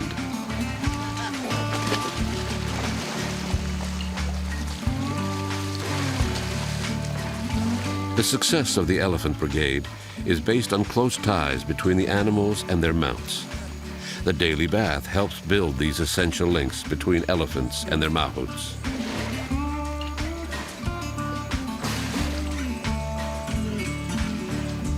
This special moment, almost intimate, allows us to witness the intelligence of these exceptional animals.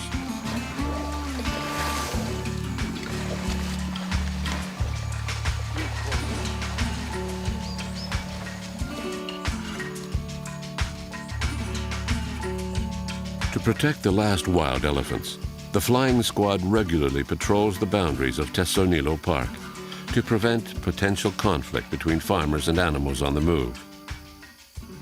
So, Sunato, what are we looking for exactly during a patrol like this? Well, we do the patrolling twice a week, and we checking around in the area whether there is any recent elephant visit. What I mean is wild elephant visits to near this area, and talking with farmers if they have any problem with crop raiding by elephant. Is there lots of conflicts between wild elephant and humans around here? Oh yes, definitely, because of this very close boundaries between the forest, the elephant habitats, and the plantation areas. Yeah. So your role really is to push back the wild elephant in the national park. Yes, as much as possible, we would like to, well, the flying squad team would like to prevent it from, prevent the wild elephant from even coming into the plantation areas. Yeah. Because once they're in, it will be more difficult to drive them back. So if we can, we will do as much as possible. There are some locals in front. Yes, let's talk to them. Yeah.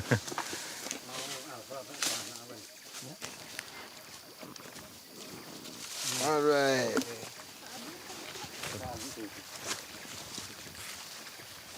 I'm John. Makasih, Bro. Pak Budia. Nice to meet you.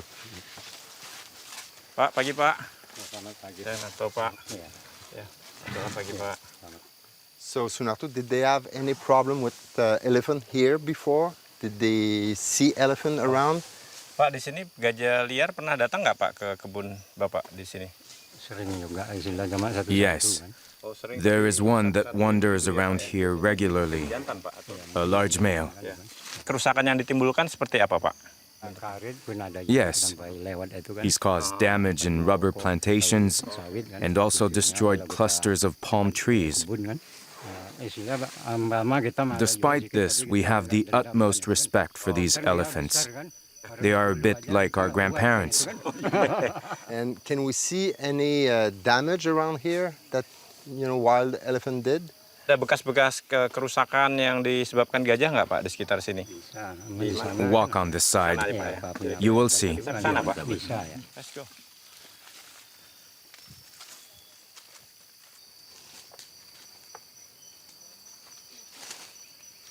Every day, an adult elephant will consume between 150 and 200 kilograms of plants of all kinds. If it cannot find its daily ration within the park, it wanders off in search, often penetrating into the plantations. Wow. An elephant did that? Yes. Wow. They're very, very powerful, especially if they want something they want to get. Like what? Like food? In many cases, like the elephant look for either food or salt. They really like salt, the mineral. Yeah. Pak, setelah kejadian seperti ini, Are you Pak, bitter rasanya towards the Bapak elephants who gimana terhadap destroyed your gajah home? itu? Dendamkah atau seperti apa Pak rasanya Pak? Of course not. They didn't know it was a house. They were looking for food, that's all. The educational work of the flying squad seems to be working here, near the WWF camp. But conservation efforts are not appreciated by all. The mahouts sometimes take great risks, and their lives are often threatened by poachers. Many illegals have organized themselves into stronghold villages and claim ownership of the protected forests. These people are not happy with what we work. We try to stop the deforestation, which means that we are stopping somebody from doing business. And for sure, they're not happy with that. And what they did was kidnapping one of our team members.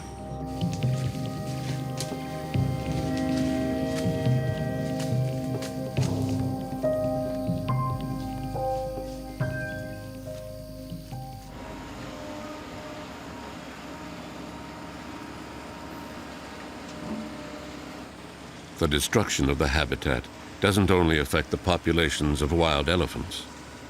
Sumatran tigers, another species critically endangered, struggle to survive in what remains of the forests. In 1900, there were still more than 100,000 individuals of tigers in the world. And now the latest estimate in 2010 or so was only about 3,000 individuals left. Sunarto and his team have established a catalog identifying the last Sumatran tigers. They can accurately track the growth of the population that took refuge in what remains of the Teso Nilo Park. Keberadaan harimau dari tanda jejak dan sebagainya, terus teman-teman memasang kamera trap, GPS, okay? This is WWF camera trapping teams. The tiger team that is trying to estimate the tiger population in this area in Teso Nilo National Park. Okay. Siap. Sip. Lanjut.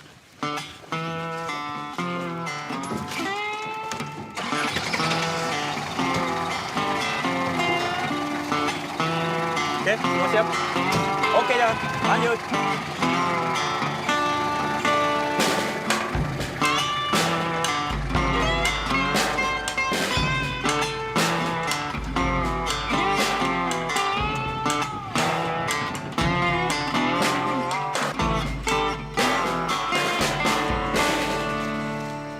How do you choose a good spot for a camera trap? There are many things to consider for that. First of all, is it a good trail where you find a lot of animal signs there that the tiger will likely to pass? Yeah, so you will choose a passing site or even a resting site? Yes, and passing site will be the more likely place that we will find, yeah. Masuk dalam grid nggak di titik ini nggak? That's a good spot. Jadi GPS ada nggak? Can be. Di GPS. So we have a curve here, especially for video. It will give the opportunity for us to capture the tiger scenes from there, and the other camera that will have a still image will capture the full frame also from here. That way we can identify the individual more surely. The situation for Sumatran tiger, the latest estimate was around 400 individuals, and now I think with the forest being converted so widely, we figured that the number is much lower than that. A census of these remaining tigers by motion detection cameras takes weeks to complete.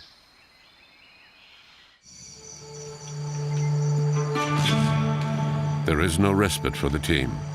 Again tonight, the brigade must intervene. Elephants were seen on the edge of a large plantation. A team is quickly dispatched to the scene.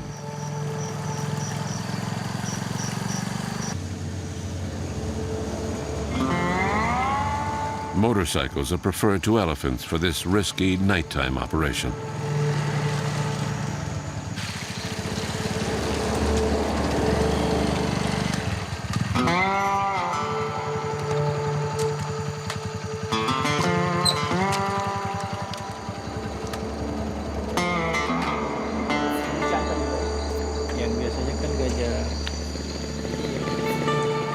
The traces left by the passage of the herd are obvious.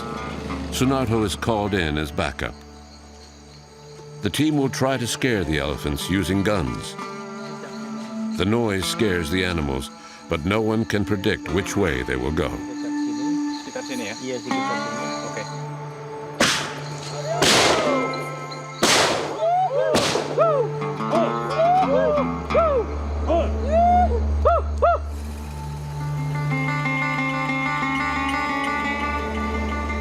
In the early morning, the team goes in search of the elephants to see if their actions of the previous night help move the herd to a safe area, far from the plantations.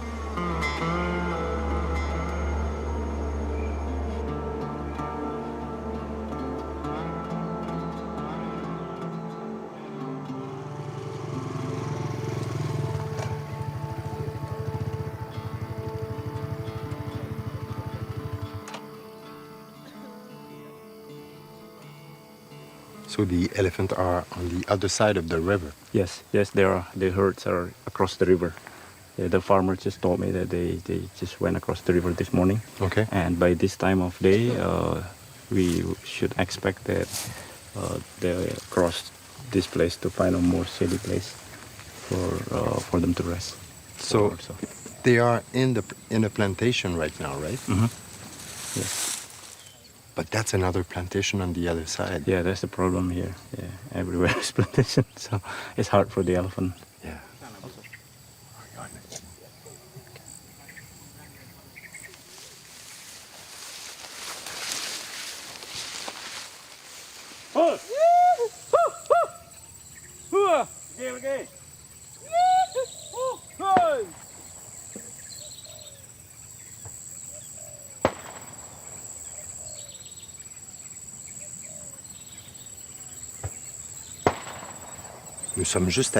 We are just at the limit of Balaraja National Park, and we hear farmers who are attempting to hunt elephants off the plantations.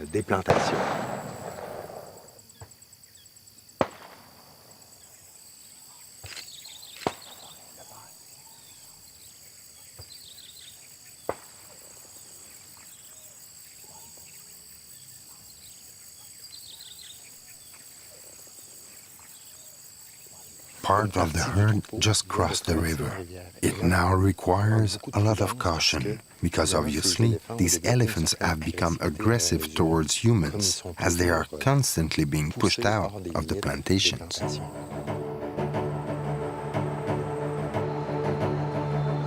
Challenge here is that to chase the elephant, you need to direct them to a place that is safe. But here there is almost nowhere they can go.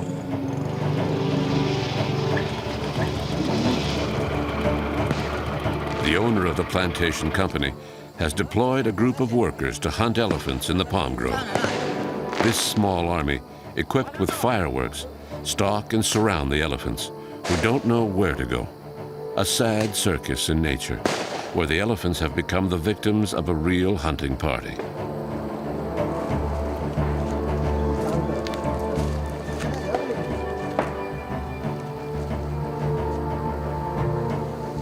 Normally when you come in forest to see wildlife, you like it, calm and and quiet, and it's almost unreal.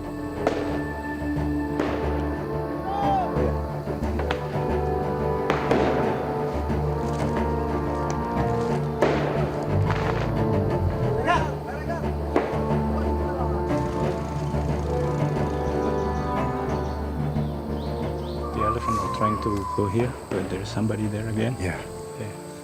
Again, they're trapped. So many noise, Yeah. The elephants have left the first plantation, but must quickly turn back when faced with the attacks of the neighboring plantation workers. We are living in like the war zone.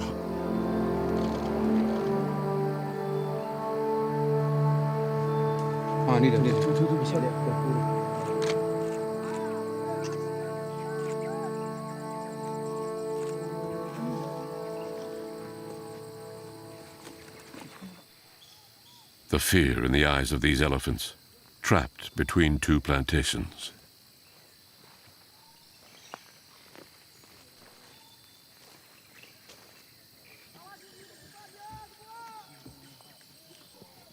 The men regroup. The hunt is about to resume.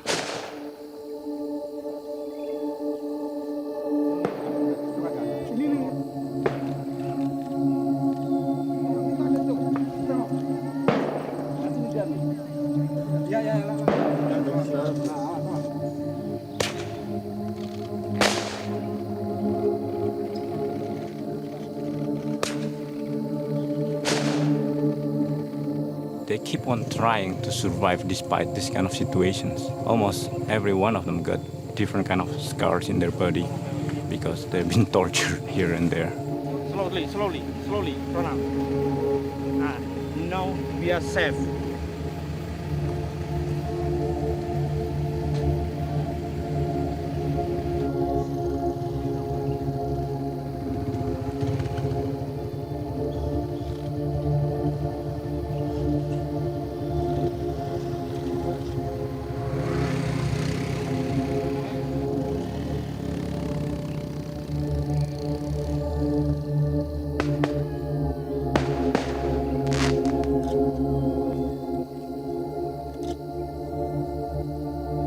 Look, you know, they're right in the middle of the two plantations and they don't know where to go.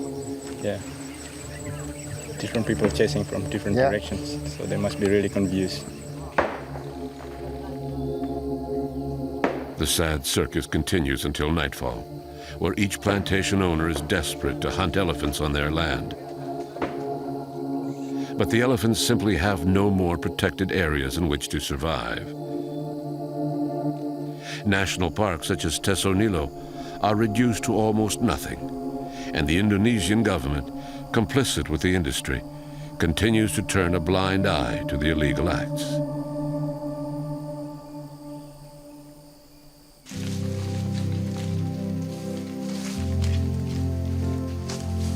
I have the privilege to work with this magnificent species, including elephant, tigers, and rhinos, and they are categorized as critically endangered under IUCN criteria. All of these species or subspecies are in that category now. The next step beyond that is extinct in the wild, and we really don't want them to be there. Sunato and his team's efforts to save the last wild elephant populations are remarkable, but they are not enough. Contributing to the ever-increasing demand for palm oil for our consumption, we are all responsible for the industry's strength. But there is not only bad news for the flying squad. An elephant calf has joined the ranks of the famous brigade. Good news for a species on the brink of extinction.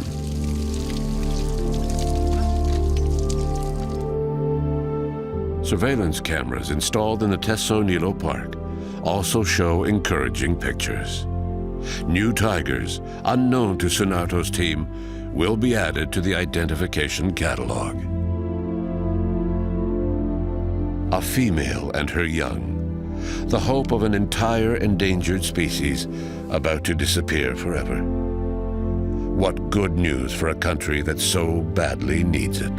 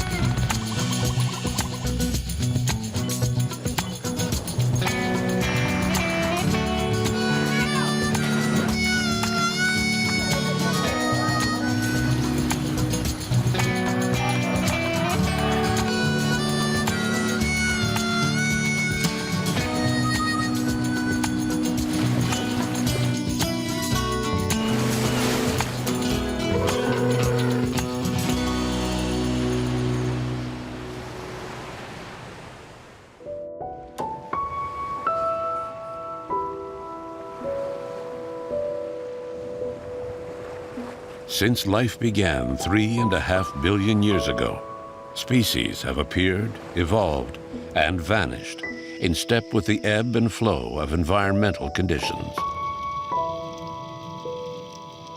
To unveil the beauty and fragility of nature, the oceanographic schooner Sedna 4 has set out on a mission, 1,000 days for the planet. Leading the expedition is Jean Lemire. We set sail for the Galapagos Islands, true icons of the amazing biodiversity of our planet. Here, nature's spectacle has fascinated people for generations. Conservation is fundamental on the Galapagos, and the protection measures implemented here can help establish more balanced relations between humans and the other species with whom we share the globe. Located more than 1,000 kilometers off the coast of Ecuador, these remote islands are among the most famous in the vast Pacific Ocean. But for centuries, the archipelago was known only to a few sailors who kept its existence secret. Back in the day, the islands were a larder for pirates. The local wildlife made easy pickings. They had no fear because there were no natural predators.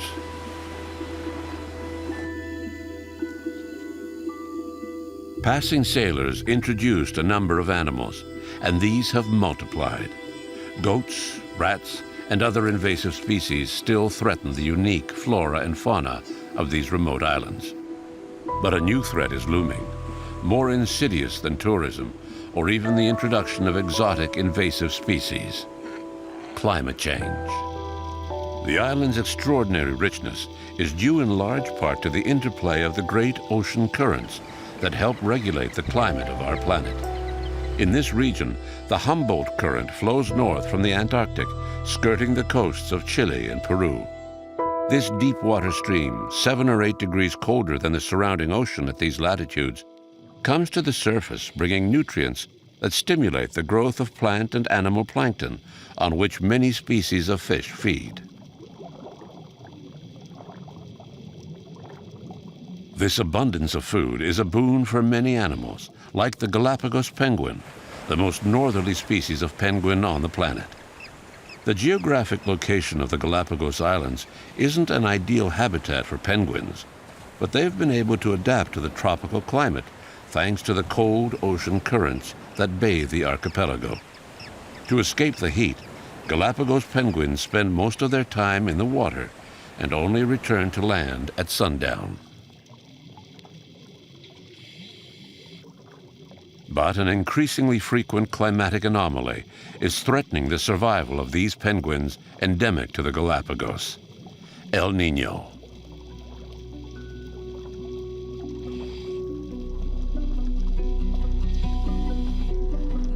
Normally, the tropical trade winds blow the warm surface waters out to sea, creating a vacuum filled by the upwelling of these cold, nutrient-rich waters from the depths.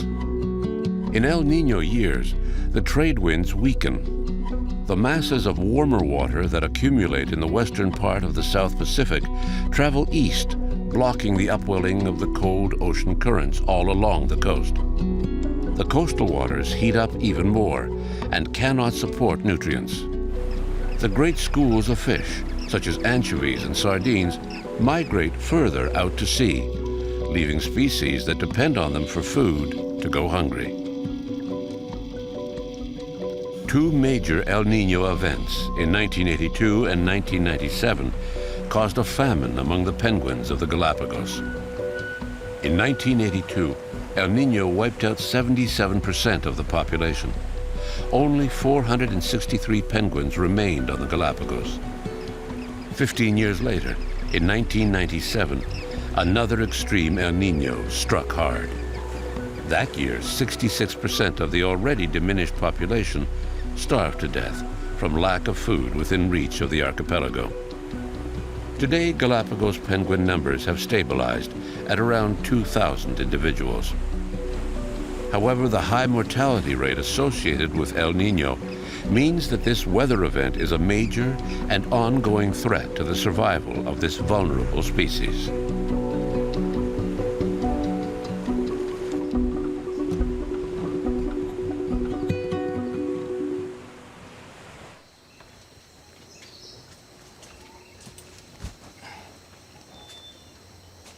Scientists in Galapagos Islands National Park, who monitor these climate phenomena, have already noted important changes within different ecosystems. En esta época del año, las iguanas marinas empiezan a hacer su territorio, ¿no? This is the time of year when marine iguanas start to establish their territory. Agarrando su territorio. Normalmente, and these guys are doing that right now. Donde pueden tener varias hembras, si puedes ver. Y en esta época del año, normalmente, they lay out the boundary of an area within which they can control a certain number of females. Desde los últimos 4 o 5 años, personalmente he visto mating season begins around the 24th, 25th, or 26th of December. But for the last 4 or 5 years, they've started mating later. They've always been as regular as clockwork. Last season, mating didn't start until the first few days of January. También se demoró 1 o 2 semanas más. Entonces como que se fue extendiendo más el tema del tiempo, ¿no? With mating happening later, the eggs don't start to hatch until 1 or 2 weeks later than usual. So the whole reproductive process is shifted later in the year. Creo mucho que ver con el tema del cambio climático, con el tema del I think climate change is a major factor in the delay in the reproductive cycle. We're definitely feeling the effects of climate change here in the Galapagos.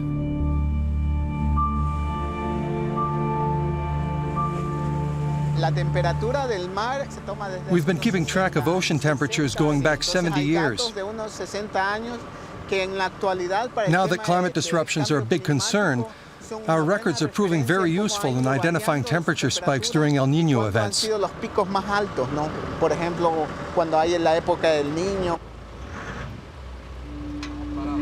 Okay, gracias.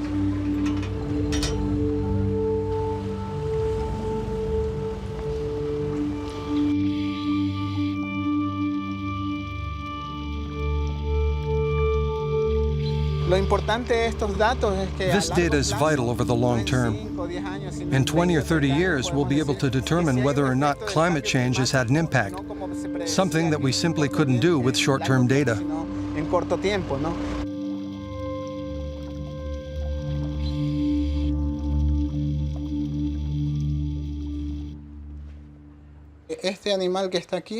This animal here is a type of sea crab that originated far away from the Galapagos archipelago. They traveled on a warm current during an El Niño event. We found lots of them here in 1997 and 1998.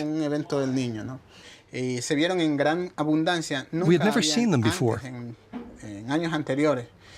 Their arrival allows us to deduce that ecosystems are affected by changes to the climate. And this is proof that species change, ecosystems change, but also that the habitat where the animals live also undergoes profound changes. El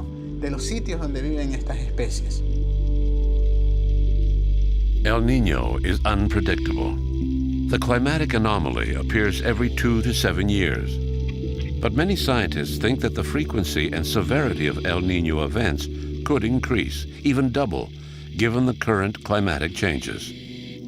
This could prove fatal to several species endemic to the Galapagos, including sea lions, who depend on the nutritional bounty of the cold Antarctic current.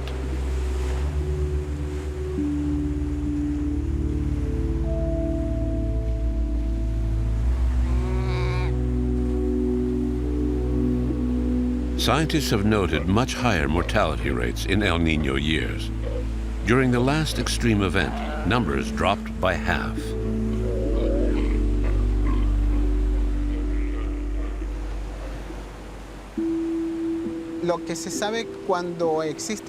We've observed that during El Niño events, the seals and sea lions have to go further out to sea to find food like anchovies or sardines.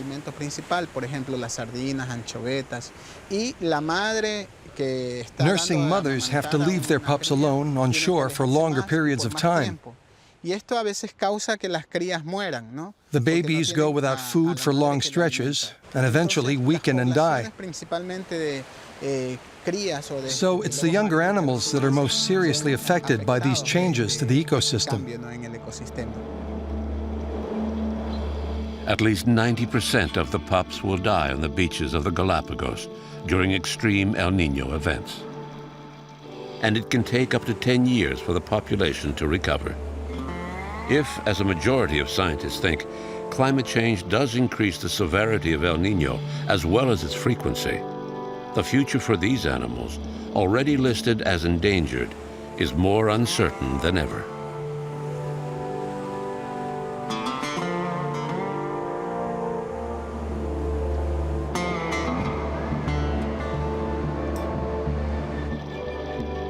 Climate disruptions have no borders and can have dire consequences spread over time and great distances. At the sub-Antarctic Bird Island in the southern Atlantic Ocean, scientists of the British Antarctic Survey noted major die-offs among young fur seals. And these events repeated over time. Years of research have shown that El Nino also takes a toll on wildlife in the Atlantic Ocean, but 2.5 years after the event begins in the Pacific.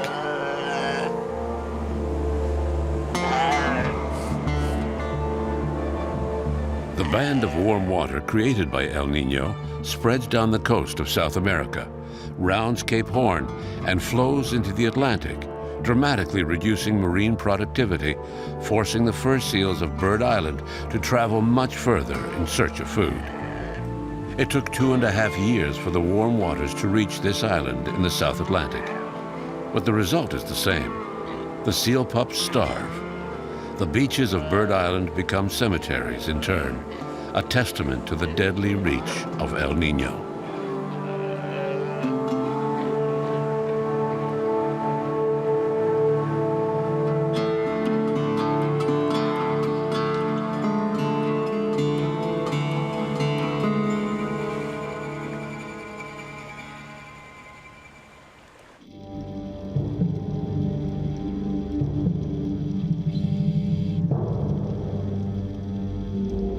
In the Galapagos, despite the most stringent conservation practices in the world, many species are under threat. The culprit? The climate crisis, which knows no borders and sneers at conservation measures.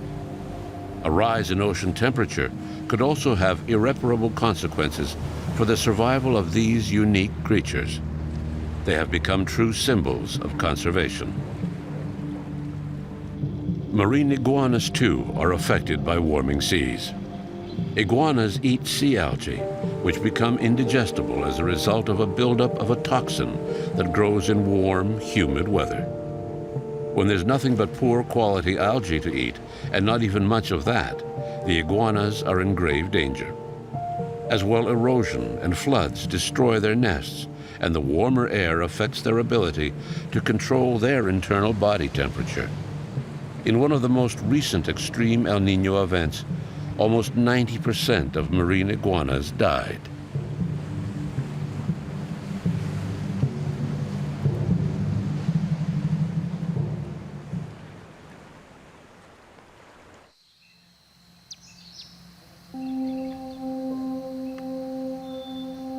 Torrential rains that accompany El Nino can affect the giant Galapagos tortoise.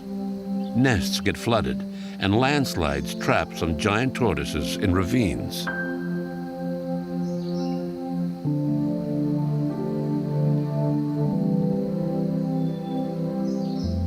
Estimates are that over 250,000 giant tortoises once lived on different islands before the Galapagos were discovered in the 16th century. Caught and kept alive on sailing ship as a source of fresh meat, their numbers plummeted. The introduction of invasive animals like goats and rats also contributed to the decline of giant tortoises throughout the archipelago. In 1974, there were only 3,000 individuals left.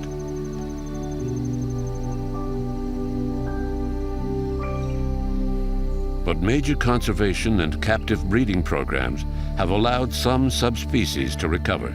Today, there are around 20,000 individual animals all told. This is a male tortoise from Santa Cruz. We're 25 kilometers from the coast. That's why there are around 5,000 of this subspecies left. It's so far inland that the whalers and hunters never bothered coming to get them.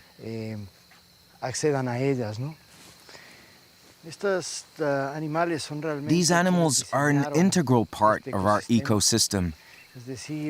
The plants on the Galapagos have evolved in concert with this link of the chain.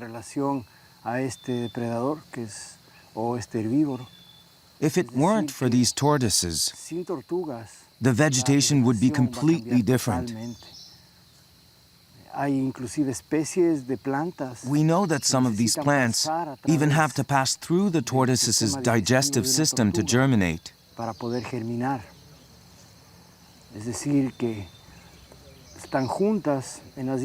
evolution of the island is so intertwined with the tortoises that it's hard to imagine what the islands would look like if there were no tortoises.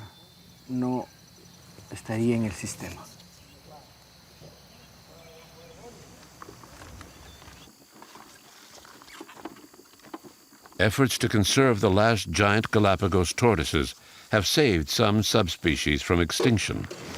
But it was 1 minute to midnight when the reintroduction team arrived on the islands.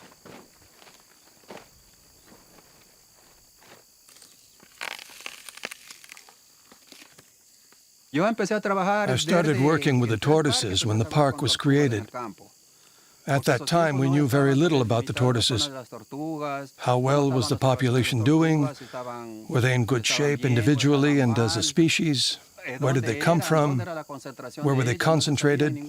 We knew nothing about them. Fausto Llerena is known around the world because of his special relationship with one famous tortoise, Lonesome George. George was the last living male of the Pinta Island subspecies. A bevy of genetically compatible females were introduced to the old bachelor, but in vain. People around the world were enthralled by this amazing story of survival.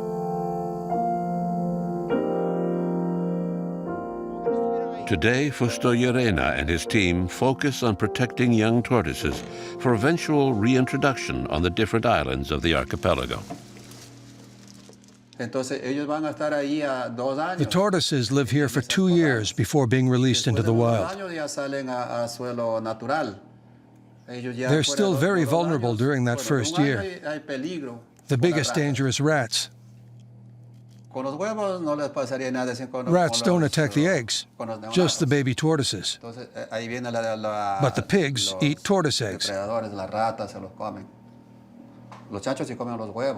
Rats can actually eat a small tortoise like this. We've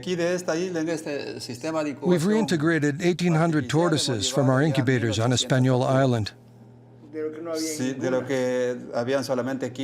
that time, only 15 adult tortoises were left. We brought them here to mate.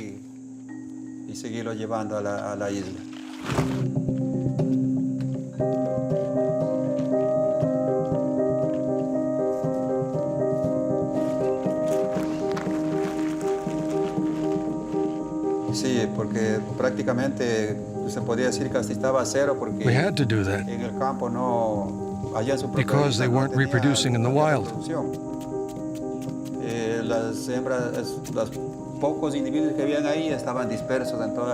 The few who survived were dispersed all over the island.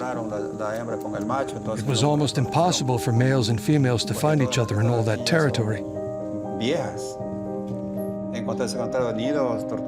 Now we are finding nests of young adult tortoises. There are around 3,000 today.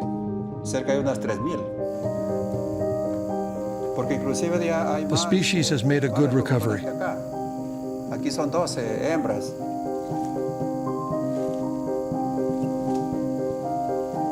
Conservation measures, captive breeding programs, and the giant tortoise's amazing longevity, up to 200 years, have enabled some subspecies to escape extinction. But other subspecies remain in danger, especially with the potential degradation of their habitats caused by climate change.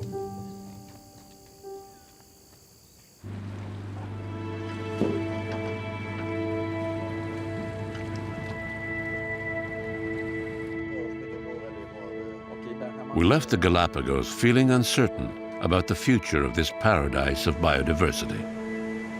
Climate change will affect not only animals and plants over the next century.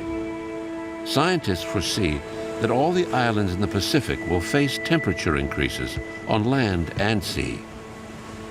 Beyond the disasters feared by the predicted rise in sea level, ocean warming could affect our ability to feed the planet. To understand one of the little-known consequences of warming, we set sail for French Polynesia.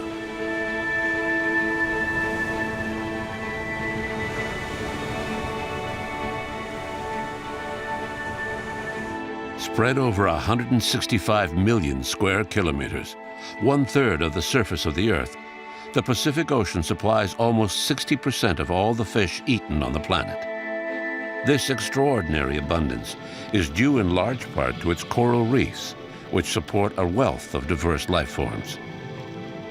But over the last 30 years, scientists have noted a dramatic rise in coral die-off and an overall degradation of coral ecosystems.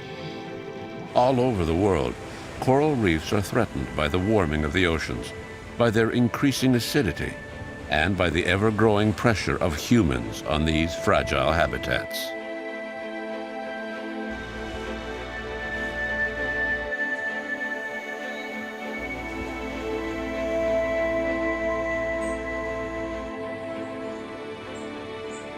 On the island of Moorea, scientists are working to understand the evolution of coral reefs. In a way, it's a shame that coral reefs are coastal. Coral needs light to grow, so they have to be in shallow water, which automatically puts them close to human activity. The biggest threats are overfishing, excess sediment, drag nets, and hard objects that bump or crash into the coral reef. All those things have a negative impact. Coral reefs form ecosystems that provide shelter and food to millions of life forms, from bacteria to algae, and from fish to the largest marine predators. Reefs are comparable to tropical forests on land because of the amazing variety of species that depend on them. Coral reefs are fundamental to life in the oceans. Degradation of corals will inevitably impact how much fish the oceans can produce.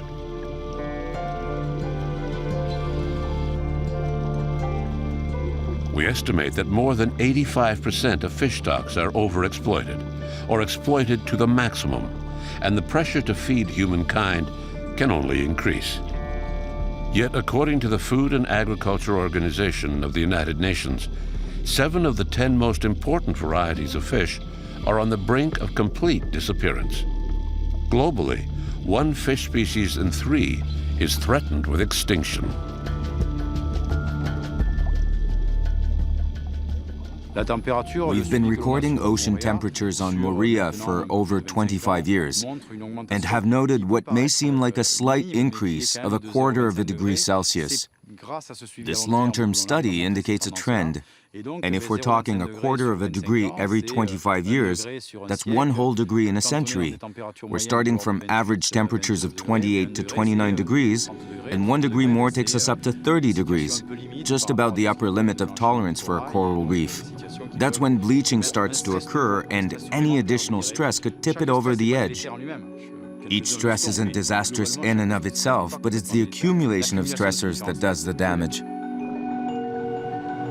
Even a small increase in temperature is highly stressful to corals. Corals react by expelling zooxanthellae, single-cell algae that live symbiotically with the coral. Without these essential algae in their tissues, the coral turn white and will eventually die of starvation. Episodes of massive coral bleaching have been observed 7 times since the middle of the 1980s on the Moorea Reef.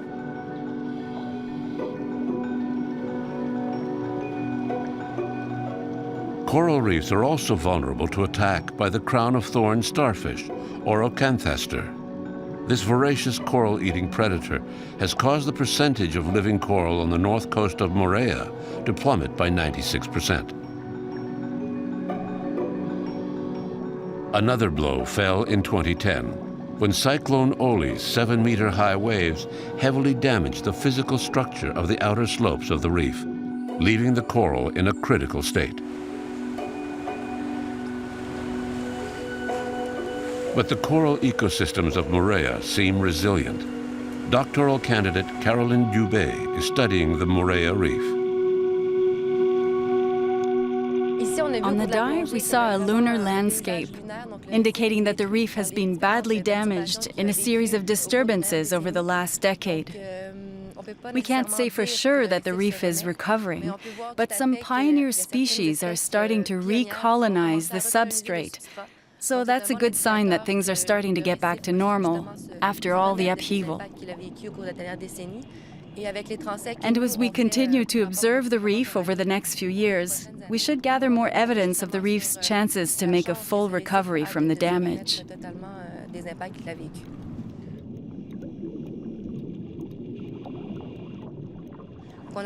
Today we saw herbivores, carnivores, and large predators like sharks.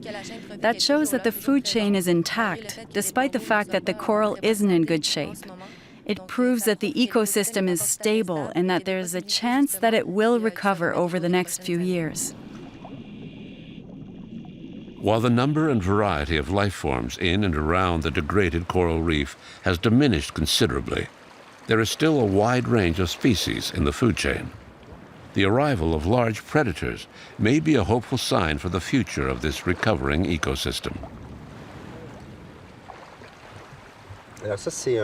So he's a juvenile? How old? He's just under a year old. He's about 60 centimeters long.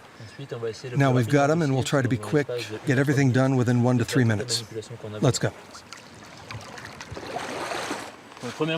First, a picture. That's one. Can you turn him over? What we've been doing for the past 2 years is collecting data on juveniles, subadults, and adults. And by recapturing individual animals, we can see how fast they grow. And he's a bit more, 3.6. And the young sharks will stay here for 3 or 4 years? That's right. They live here and eat, get bigger and stronger. Once they become subadults, when they're around a meter long, they'll start to travel more out into the lagoon and even to the other side of the reef. There, he's ready to go.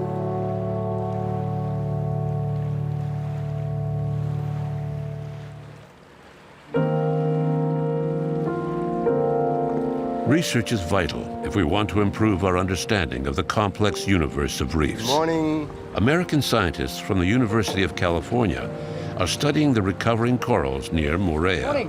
Good morning. Good morning. How are you? Welcome on board. They're taking advantage of Sedna-4's presence here to expand their exploration into harder-to-reach areas in order to compare the different rates of coral recovery. Coral reefs are really in a very dire situation. Large amounts of coral have been lost in the last 50 years, and that loss of coral arguably began 300 years ago when European explorers first got to tropical locations. But those losses have really intensified in the last 50 years, and maybe in the 60s and 70s there are many parts of the world that had half of the seafloor covered by live coral, and now it's barely 1/10 of that. It really is very serious. Scientists are investigating the way new coral tries to repopulate these places.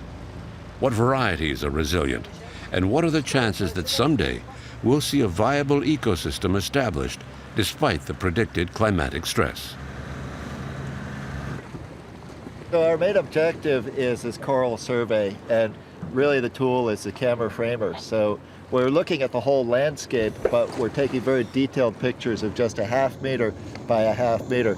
We're repeating that many times, and we'll do that at a series of depths, and from that we can then put together a detailed picture of the community structure of the corals.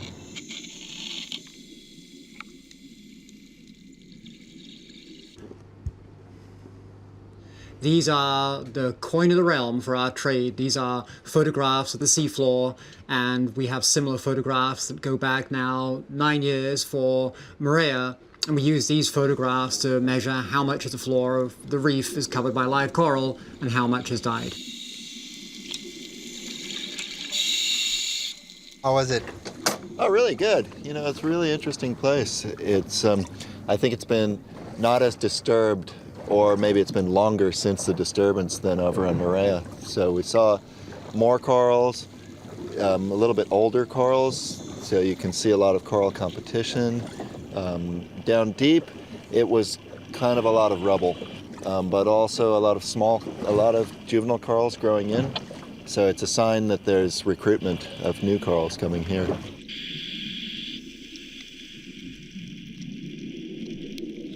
This little colony down here, this is live stony coral. This is the coral that probably, it's either unhealthy or it has died recently.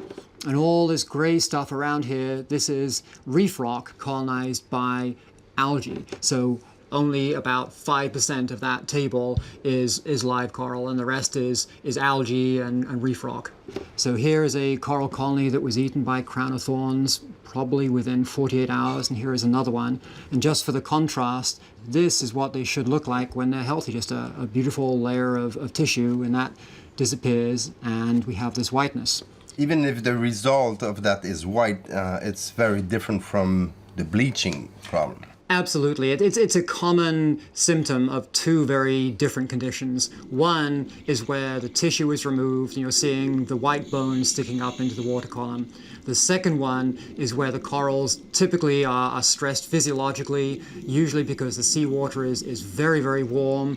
It causes them to lose their symbiotic algae that they feed with.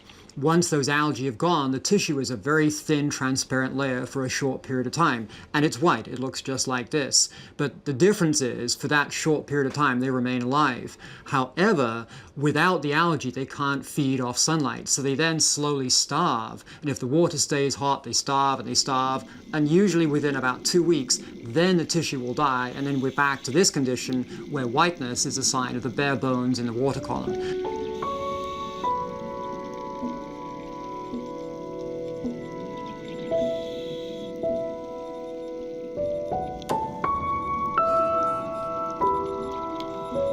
If we look at the condition of coral around the world, a good 20% of the world's coral is permanently destroyed. These numbers are approximate. Then we have 50% of coral that is critically endangered, and the remaining 30% is in a relatively natural state and not under any particular negative stress for the moment. Some scientists believe that over 60% of corals could die by the year 2060. Yet fish are the primary source of protein for over 1 billion humans. The main problem is overfishing. And that's happening because coral reefs are located in economically disadvantaged areas where countries are poor and overpopulated. There's a population explosion in Southeast Asia, throughout the Pacific, as well as in Africa, which is increasing the already tremendous need for protein. And there's a big food warehouse on the doorstep, the lagoon. So people keep on harvesting the way they did in the old days. But whereas there used to be 2,000 fishermen, now there are 20,000. So sooner or later, the system will not be able to produce enough to meet demand.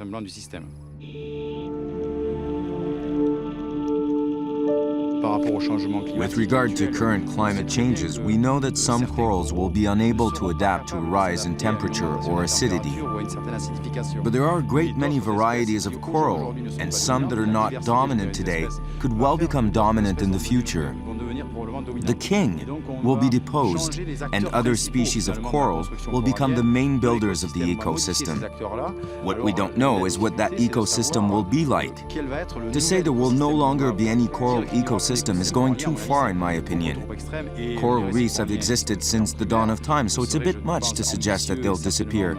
But that they will change, that the balance of the reef system will be modified, of that much I'm sure. Predictions on climate change include an increase in ocean temperatures. So it's crucial to understand how coral reefs will react in these new circumstances. What types of coral will best survive climate change? And how will higher levels of acidity of the oceans affect the planet's coral? Trying to paint a picture of the future is a major challenge for scientists. This is where we've been working long hours for 6 weeks now. My graduate students and I are investigating ocean acidification and climate change on corals and algae. So what do we have here?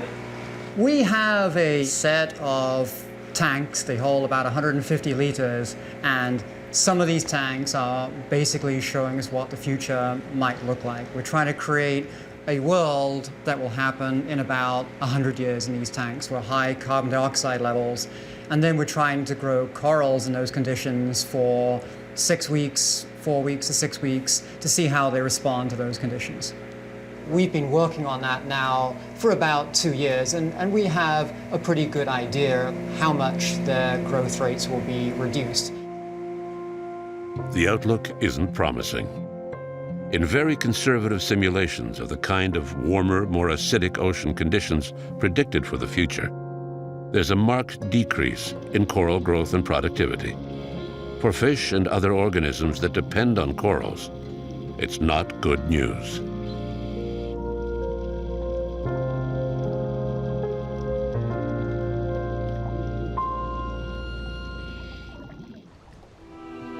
Climate change, more frequent extreme climatic events like El Niño, pollution, the feared increase in natural disasters, and the degradation of coral reefs around the world are interconnected factors that threaten global food supplies. Did you catch that today? Yes. Will communities that depend on fish for survival be able to adapt to the expected drop in the productivity of our oceans? Urgent change is essential if we hope to reduce the pressure on our marine resources. Estimates are that more than 85% of fish stocks are currently being overfished or exploited to the limit. In other words, we're now harvesting more fish than the ocean can provide. If the trend continues, commercial fish stocks are likely to collapse by 2050.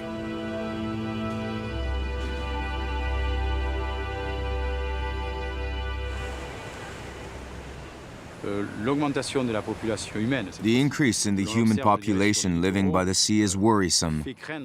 As things stand today, coral reefs simply cannot produce enough to meet the protein requirements of an ever-growing number of people, so overfishing is inevitable. At some point, we're going to have to introduce measures to help the natural systems along if we want them to produce enough. We'll have to supplement them with fish farming, impose certain regulations, and introduce stringent management methods. But even if, as an example, we can get people to stop harvesting the top fish in the food chain and switch to species that are lower down, in the long run, we'll still be removing fish and weakening the system no matter what. So in my opinion, we need to find other types of management for better conservation. On our round-the-world expedition, we've collected clear evidence of major changes in all marine ecosystems on the planet.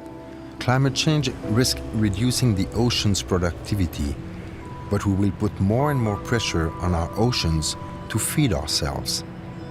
There will be fewer fish for the growing numbers of people who depend on them.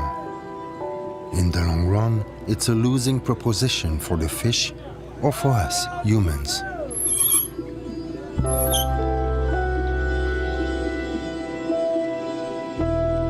Back when pirates stopped at the Galapagos to catch giant tortoises, the idea of depleting resources never crossed anyone's mind. Why would it? At the time, there were only a few 100 million people on the planet. But in 35 years, we'll be up to 9.7 billion, and probably 11 billion by the end of the century. The pressure on global resources will continue to grow, crippling the planet's ecosystems and endangering all those who live in them. There's one species we won't have to worry about anymore. The Pinta Island tortoise is extinct.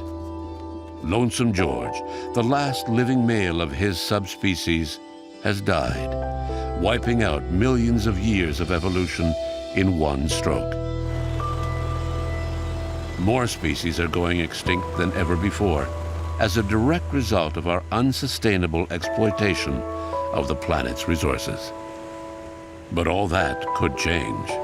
The fate of the planet rests in the hands of one species only, ours.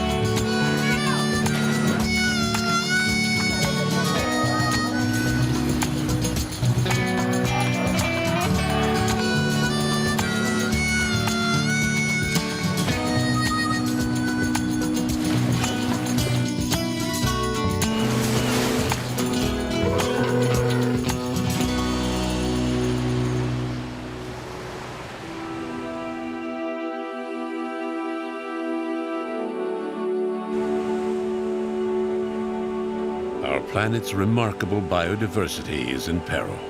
Species are going extinct faster than at any time in the Earth's history. Rampant exploitation of natural resources is shrinking the habitable areas of the globe.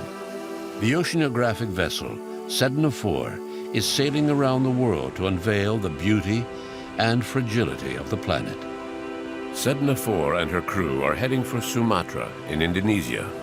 Sumatra has a rich and varied wildlife, with over 200 species of mammals and nearly 600 different species of birds.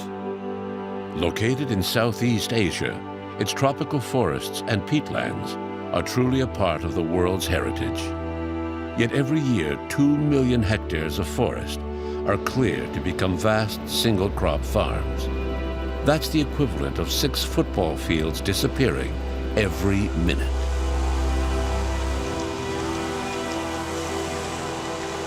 The Indonesian government grants concessions to large corporations who turn these precious forests into plantations. Deforestation is quick and brutal. Animals who try to escape or find refuge in small stands of remaining trees are trapped by fires deliberately set. Though illegal, this murderously destructive practice is widespread. Oil palm plantations are springing up everywhere. The fruit produces palm oil, the most popular vegetable oil in the world. An estimated half of all food on supermarket shelves contains palm oil, to say nothing of cosmetics and biofuels. Ian Singleton is the director of SOCP, the Sumatran Orangutan Conservation Program. Orangutans have become a symbol of the fight against deforestation. They are on the sad list of critically endangered species. The best estimates that we have today of orangutan population in Sumatra is around the 6,000, 7,000 mark. Maybe slightly more, maybe slightly less. But the important thing is it's going down. Now, in the last sort of 10 years, it's been going down slowly. And what we're looking at now is a potential situation where it's going to start going down rapidly. New concessions have just been granted to palm oil companies in an area that was formerly protected, threatening the survival of the last wild populations. The trees are all cleared, everything is scorched, and 99.999% of everything that lived there dies. You can go into these areas and look for a grasshopper or a lizard, and you can't find one. They're not there. Nothing survives this conversion process. Because when they're chopping down these forests in the first instance, they don't sort of get every tree on day one. So you end up with a few trees here and a few trees there. And sometimes you find there's an orangutan mother up there. In the first phase of deforestation, some animals find refuge in what's left of the forest. Poachers look for infant orangutans, much to the distress of the females who try to protect their young. So they will chop the tree down and then they will jump on this animal and beat it and club it with machetes and wood and sharpened bamboo sticks and everything, and it'll be killed that way. Most adult orangutans die or are left seriously injured. The young orphans are captured and transported to large centers where they will be sold in secret as pets.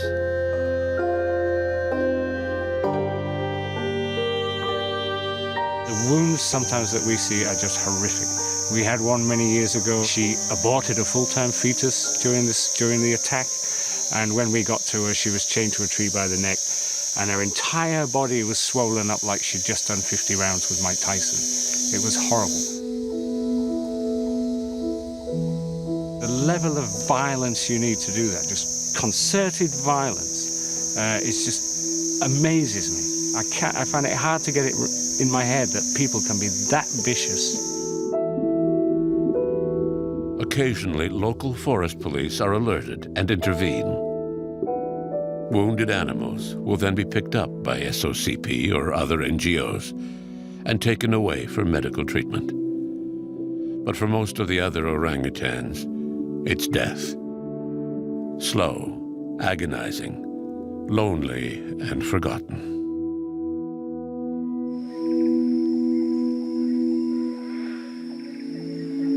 Through its work and research programs, SOCP is trying to save the last wild populations of orangutans in Sumatra. Here at the quarantine station, most residents are young orangutans confiscated from owners who kept them in captivity in often deplorable conditions. The ultimate aim of SOCP is to release all its charges, young and old, into the wild. But not all the animals will be so lucky. Losa was shot 62 times with an air rifle. We've managed to take 14 pellets out of him, but he's still got 48 inside.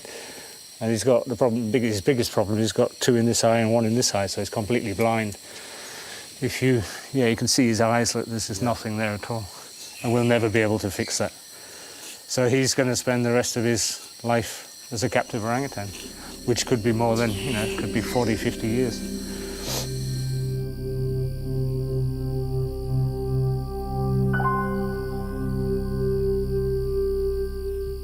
All the rescued animals have to spend time in quarantine before going to the socialization cages. This is where these young orangutans will learn how to become wild animals again. So this is, these are the socialization cages. So this is the first time they've met and been introduced to other orangutans, probably since their mother was killed and they were first captured. So this is where, once they're in here, they have to learn all these orangutan behavioral skills, how to defend their food resources and then you find out who the bullies are and who the subordinate ones are and everything else. So they all will be released eventually? Yeah, everybody in here is a release candidate. We're just waiting. This Saturday, we plan to move 6 orangutans from here to Janto to start the release process there, and everybody else is just waiting for their turn. But it's quite a rewarding stage to get to, because these guys have many of them have spent years on their own. Some of them have even spent like 10 years chained to a single tree around the neck with a meter of chain. And to finally get them into a place like this where they can get really exercise, get to move around, learn all these new skills, it's a really rewarding part of the process.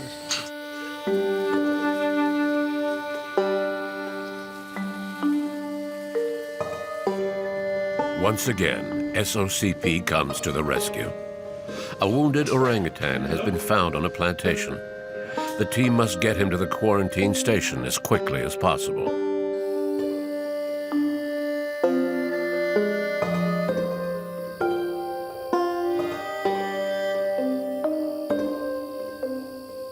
The medical team have named him Rhea. He's an older male. Wow. Wow.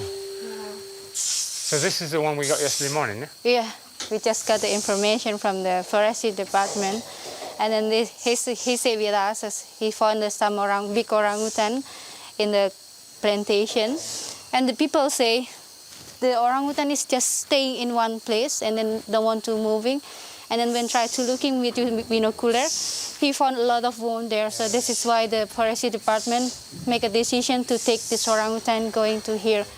He's got a big scar this here. This is a lot of wound on his body. On the head, this is very big wound there, and this is very deep. And then we found a big hole on the here, and then on the right hand, is it? He cannot using, and when we try to palpate, the scapula is calm down. So I don't know exactly is this a fracture or just dislocation. So we will make sure with the X-ray. But it's surprisingly calm, yeah? Yeah.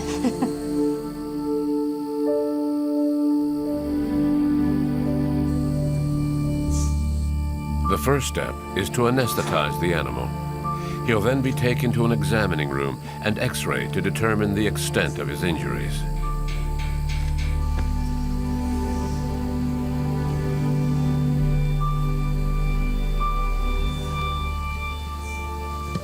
Rhea's body is a mass of wounds and bruises, apparently inflicted by the plantation workers.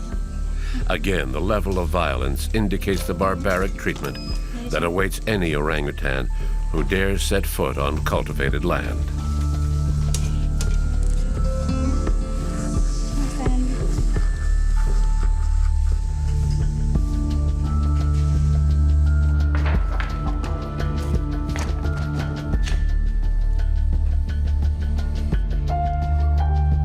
The first X-rays confirm that he's been shot. The pellets can be seen all through his body. So, yeah, this is the head and the skull. You can see there's the 1, 2, 3 pellets up there. 3 bullets here. 1, 2, 3. So I think there's around 18, yeah. But it's kind of weird because they usually focus on the head, they usually shoot him in the face. But these are obviously not too far away from his eyes. If they'd hit him in the eyes, he'd have been blinded.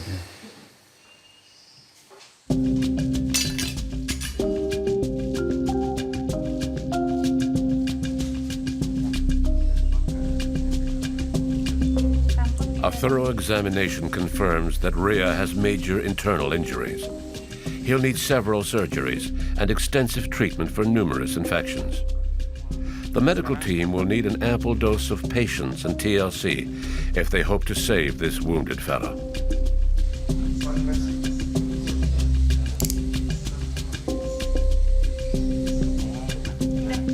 So after 6 hours under surgery, what's the verdict? It looks from the X-rays there's no sign of any sort of bone damage, and so his problem is all these cuts and holes, and especially his right hand is completely shot to pieces. The tendons inside the hand is all rotten.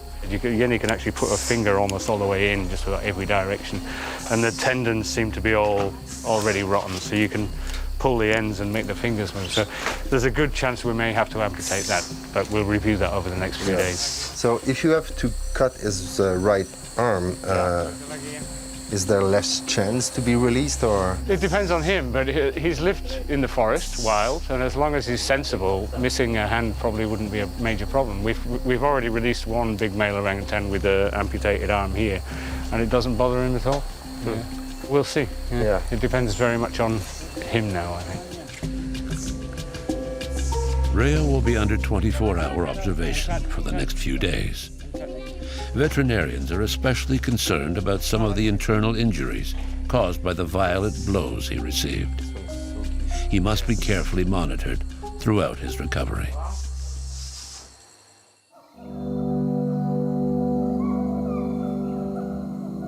Orangutans aren't the only victims of deforestation in Indonesia. Another species is the gibbon, a small tree-dwelling monkey that moves with astonishing agility. His characteristic song has become a hymn to the forest, a long lament with which the gibbon defines his territory. The neighboring island of Borneo is also being stripped bare.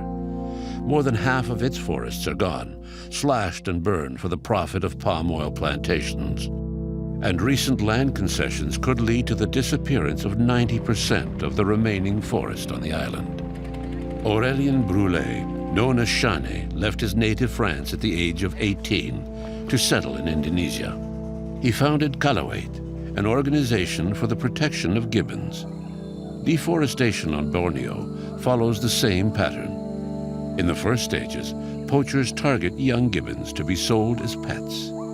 At his conservation center, Aurélien Brulé tries to give gibbons who've been confiscated from the owners a decent life. They now live in large enclosures in the heart of the forest. Throughout the Indonesian archipelago, we estimate there are 6,000 gibbons in captivity. Where do they come from? From the forest. The mother is killed and the baby clinging to her belly is captured. And they become living playthings. They're toys. People play with them for a while, then stick them in a cage where they die. It's sad, but this is increasingly common. More and more animals are being held in captivity because so many are caught during habitat destruction. So the logger moonlights as a poacher.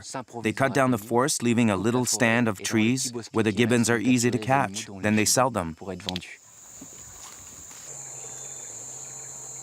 I'm not giving these animals a second chance. I'm giving them a decent life, which they deserve. They didn't choose captivity. They didn't choose to be caught by poachers. It's our duty as human beings. I'm contributing by having these animals serve as wildlife ambassadors, to give us the means and the tools to protect those who are still in the trees. It's a global problem and very complex.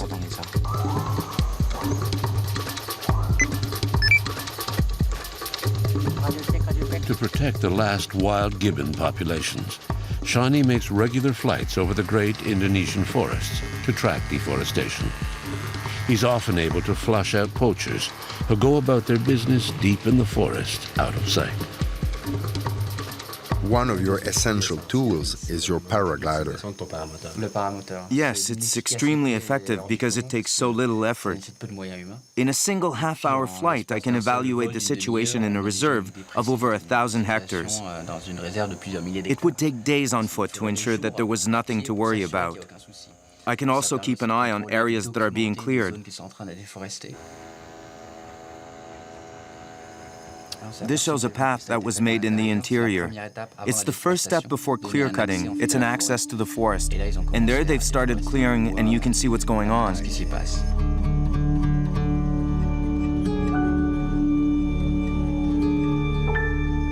So that's clear cutting. And they've also set fibers to be able to cut faster. So that forest is on fire. But there must be a risk of the fires spreading. A great risk, but that's actually what they want, to set a fire and burn as much as possible, so it's easier to burn the forest into a plantation. These fires don't get out of control, they are deliberately set to spread as far as possible. That's why there are dozens of fires lit here and there, so as much as possible will burn. The longer the dry season, the happier the oil palm industry is, because they can, unfortunately, convert the forest more quickly. Isn't it against the law? Absolutely. But this goes on every year in Borneo and Sumatra. The haze will even go beyond the country's border. That's how huge the fires are. To counteract the massacre, Galapagos was able to negotiate the creation of a protected preserve where they could release their gibbons back to nature. When I created this reserve in Borneo, I did it with the authorities, with the locals. It was an ideal conservation organization. Then came elections. Attitudes and interests changed, and they're now cutting down the forest. What will happen to those animals? This is also a very corrupt country. Indonesia is the 5th most corrupt country in the world, so you have to deal with that. I can't remake Indonesia. My goal is to save gibbons, save the forest, so I do anything I can to achieve that.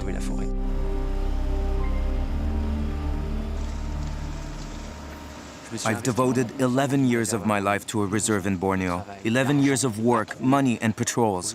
Today, as we speak, this forest is being clear-cut. And the orangutans and gibbons who call it home? Sorry.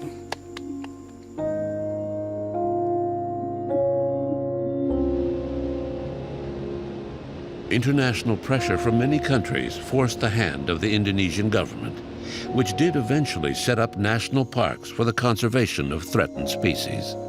But in the absence of competent authorities in the field, poachers operate freely, destroying any conservation efforts. The Teso Nilo National Park was supposed to protect 1,000 square kilometers of forest. Today, around 80% of the park is subject to rampant illegal poaching. On the edges of this park, the WWF has created its Elephant Brigade. When the park was established, the park was already in a very bad condition at that time. So basically almost like land of nobody, and that's why these encroachers started to come.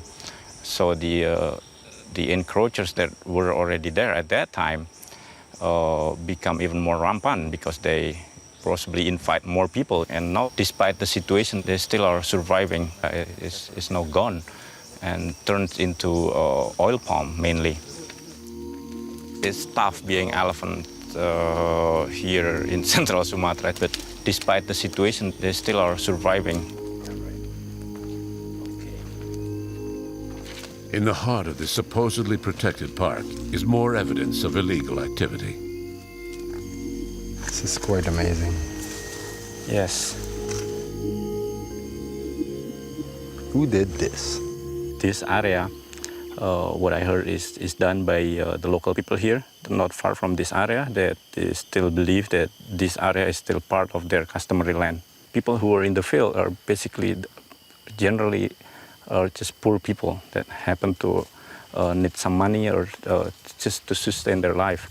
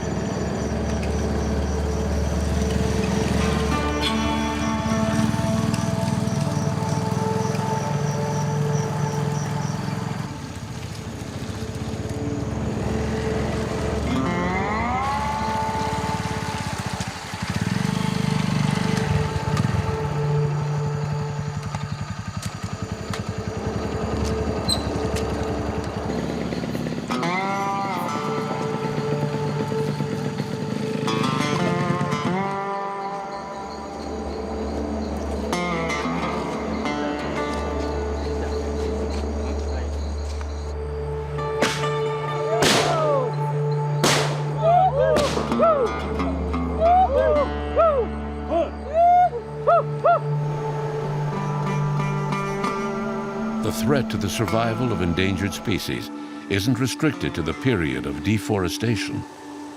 Mature plantations pose their own dangers to survivors of deforestation. A team from the World Wildlife Fund uses GPS monitors to track the movement of some of the wild elephants. This morning, a herd entered a large oil palm plantation alongside another national park. These migratory animals simply don't have enough protected forest left, since the parks and reserves are under siege by the poachers. The team needs to intervene quickly to try to settle this new conflict between the wild elephants and the plantation owners. We are just at the limit of Balaraja National Park, and we hear farmers who are attempting to hunt elephants off the plantations.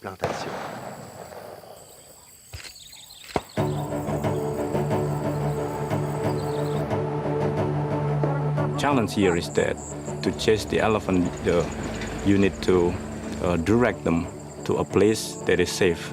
But here, there is almost nowhere they can go.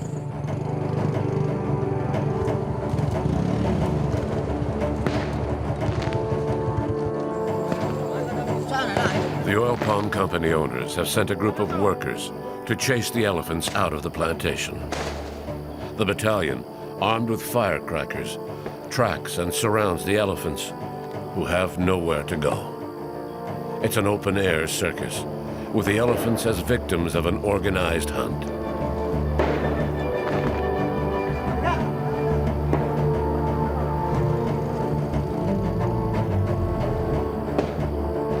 The elephants are trying to go here, but there's somebody there again. Yeah.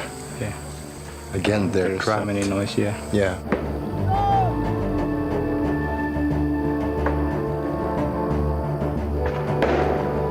We are living in like the war zone.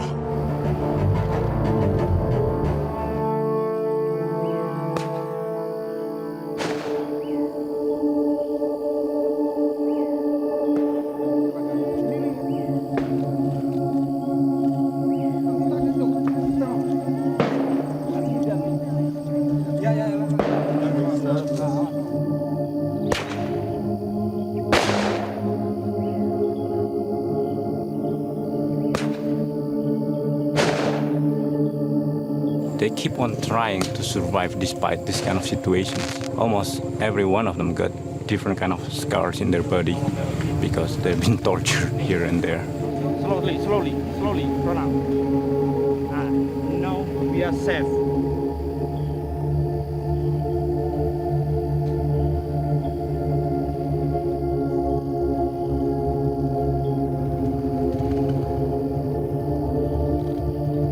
The elephants were able to get away from the first plantation, but are now being subjected to repeated attacks by workers at the next plantation over.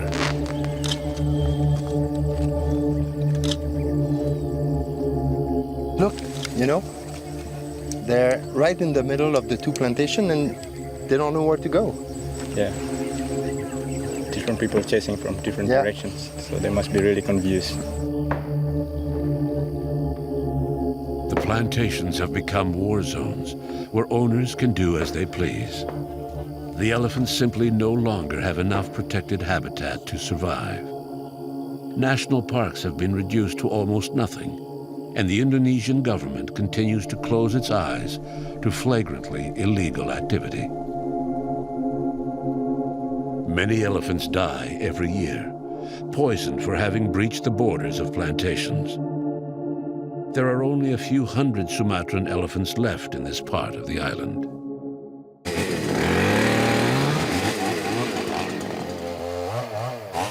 The Indonesian government's inability to protect its parks and reserves leaves conservation groups with few alternatives. That was the end for me. Now I don't take risks. I buy the land. If I'm permitted to, under Indonesian law, now that I'm a citizen, I will buy up as much as possible. Even if in terms of conservation, I'm not sure it's the best option.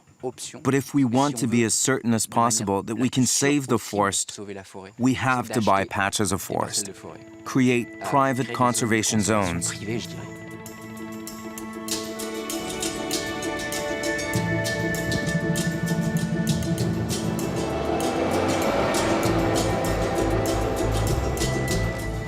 With €1,000, we can save 1 hectare. A family of gibbons needs 15 hectares. €15,000 will save a gibbon family forever. That is very concrete. And if we own the forest, we can put protection measures in place without having to seek authorization from any elected official, who may change every 5 years, or lobby authorities for which there is never a guarantee. This is completely different. Someone cuts down a tree on my reserve, it's as if someone came into my house to rob me. I call the local police who do their job. Welcome to Kalawit, Sumatra.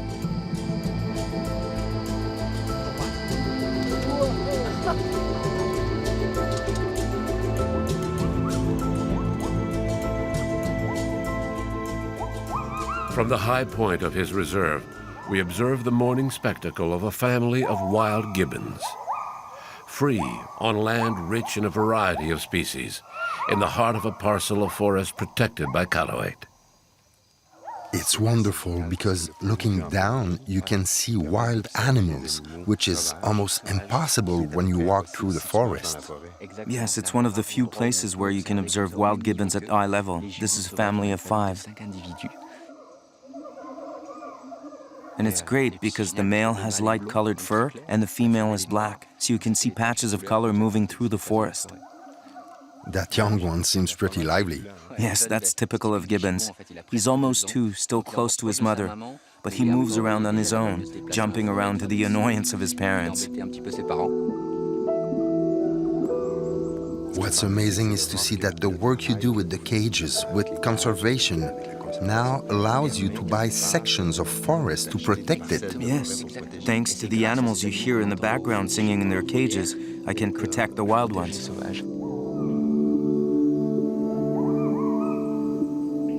This is why I came to Indonesia, to see wild gibbons and protect them. And we're doing just that here at Calawate Reserve, the forest we bought. I can touch that goal with my fingertips.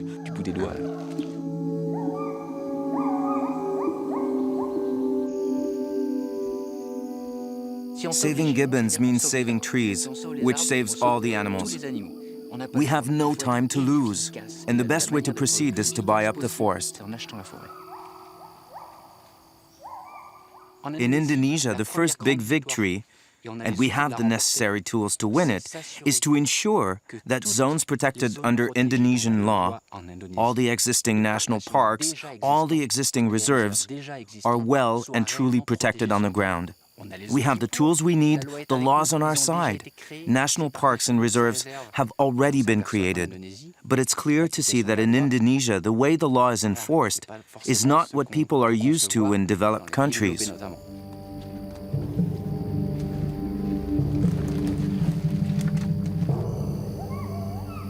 The Calawate Foundation relies entirely on donations from the public. Will Shani's plea reach into our homes, where we consumers of palm oil can make a difference?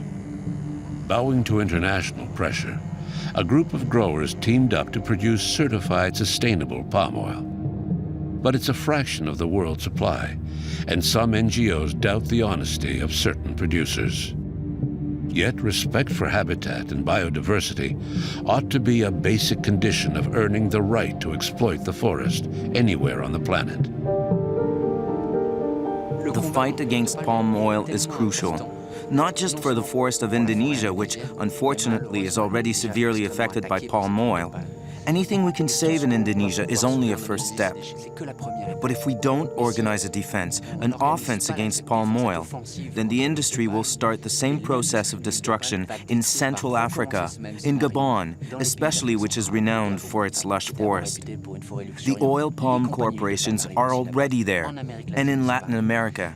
That's why it's vital to have victories here, so that the pattern doesn't repeat so severely in other countries where palm oil exploitation is in its infancy. Just look at what's happened in Malaysia, which was one of the first countries targeted by palm oil and where little forest is left. Deforestation accounts for 20% of greenhouse gas released into the atmosphere every year, which is a major contributor to global warming.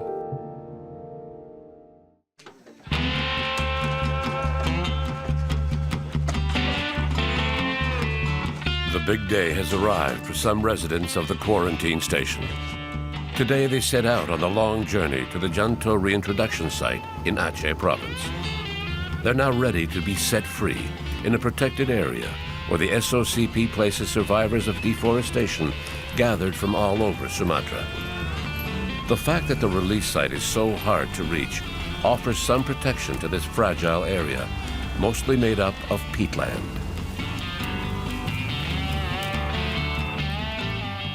Peatlands are deep peat where all the leaves and trees and branches that have fallen into the water have never rotted because there's no oxygen down there. So you end up with this massive accumulation of carbon under the ground, sometimes 6, 10, 20 meters deep, something like that. Now, if you actually look at Indonesia, I think Indonesia has something like 56% of all the world's tropical peatland.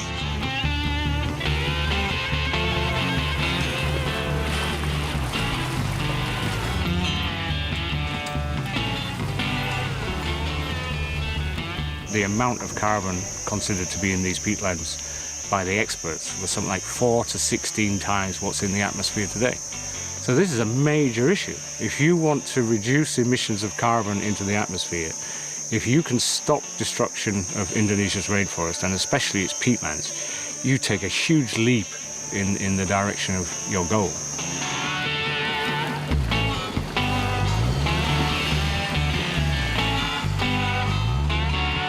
If we fail to protect these, it has major, major consequences for all of us, not just the people here, but everybody on the planet.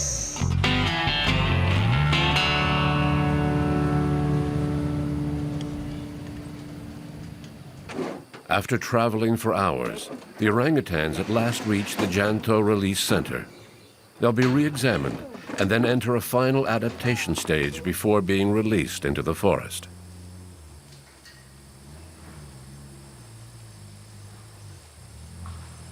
Mission accomplished. Yeah. This is the bit where we actually get to take a breather, eh? Yeah.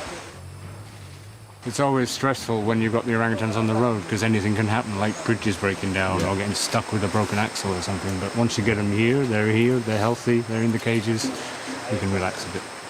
Orangutans tend to just sort of grasp it. You know, okay, I'm in a box, let's see where I go. Yeah.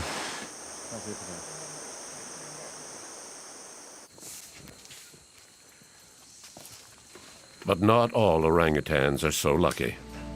At the quarantine station, Rhea, the big male, badly beaten by plantation workers, is in trouble. He stopped responding to treatment, and his condition is deteriorating.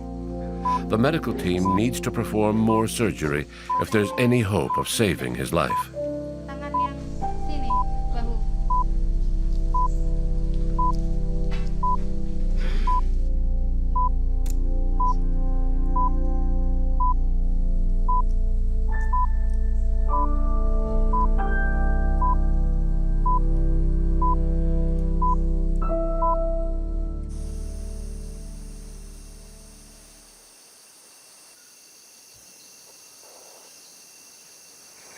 Great day for Ruben, eh?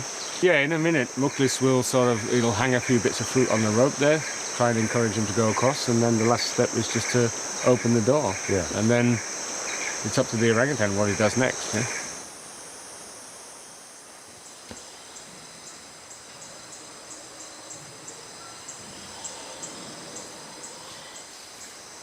This is what it's all about, yeah? I mean, ever since the orangutans first confiscated in the medical quarantine and patched up and everything else, it's all about this day where the door is finally opened and they have that chance of a second life in the wild, which could be another 40, 50 years or so. Yeah. It's fantastic.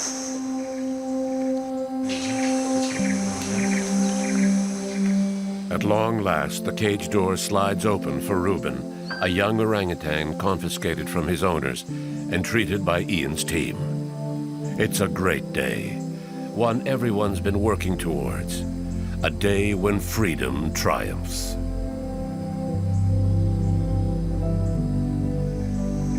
Obviously a little bit unsure about what he's doing, taking a look around. A lot of them do that. They the surprise of having the door open is like, ooh, what's going on here? So they don't just immediately run into the trees, but they just consolidate themselves for a few minutes and see what's around, see what's where, and then they make a plan. Okay, look, he's off. Oh, yeah. Oh, yeah.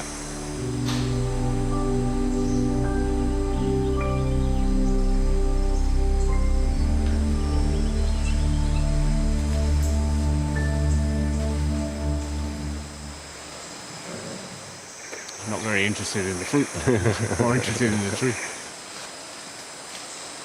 We're very much hands-off from the very start. When they come out of the cages, they're not looking for a human contact. They're looking at the trees and seeing other orangutans there, and they're going there, and they're staying there. There's no difference between these orangutans right now and those orangutans I followed for 2 years in the swamps. They're up there all the time, feeding very much on the stuff they should be feeding on, and at the end of the day, they made these beautiful nests and went to sleep.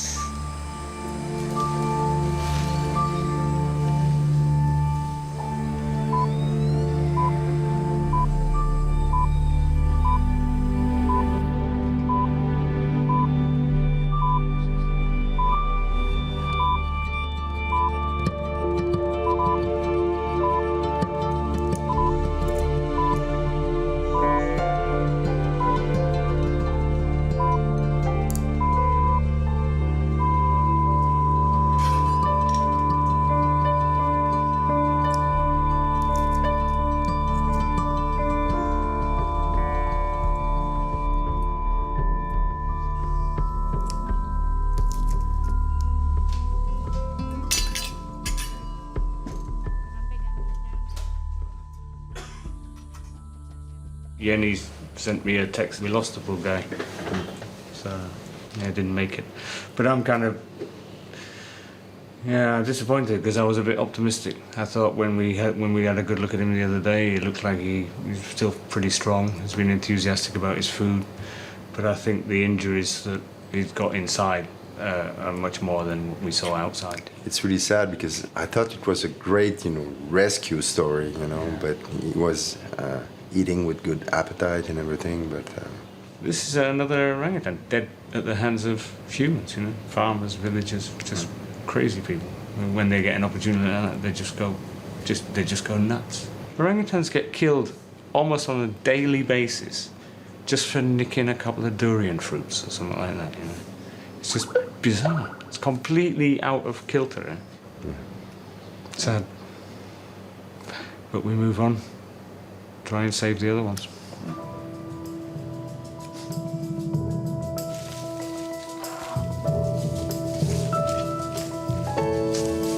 I have the privilege to work with this magnificent species, including elephant, tigers, and rhinos, and they are categorized as critically endangered under IUCN criteria. All of these species or subspecies are in that category now. The next step beyond that is extinct in the wild, and we really don't want them to be there.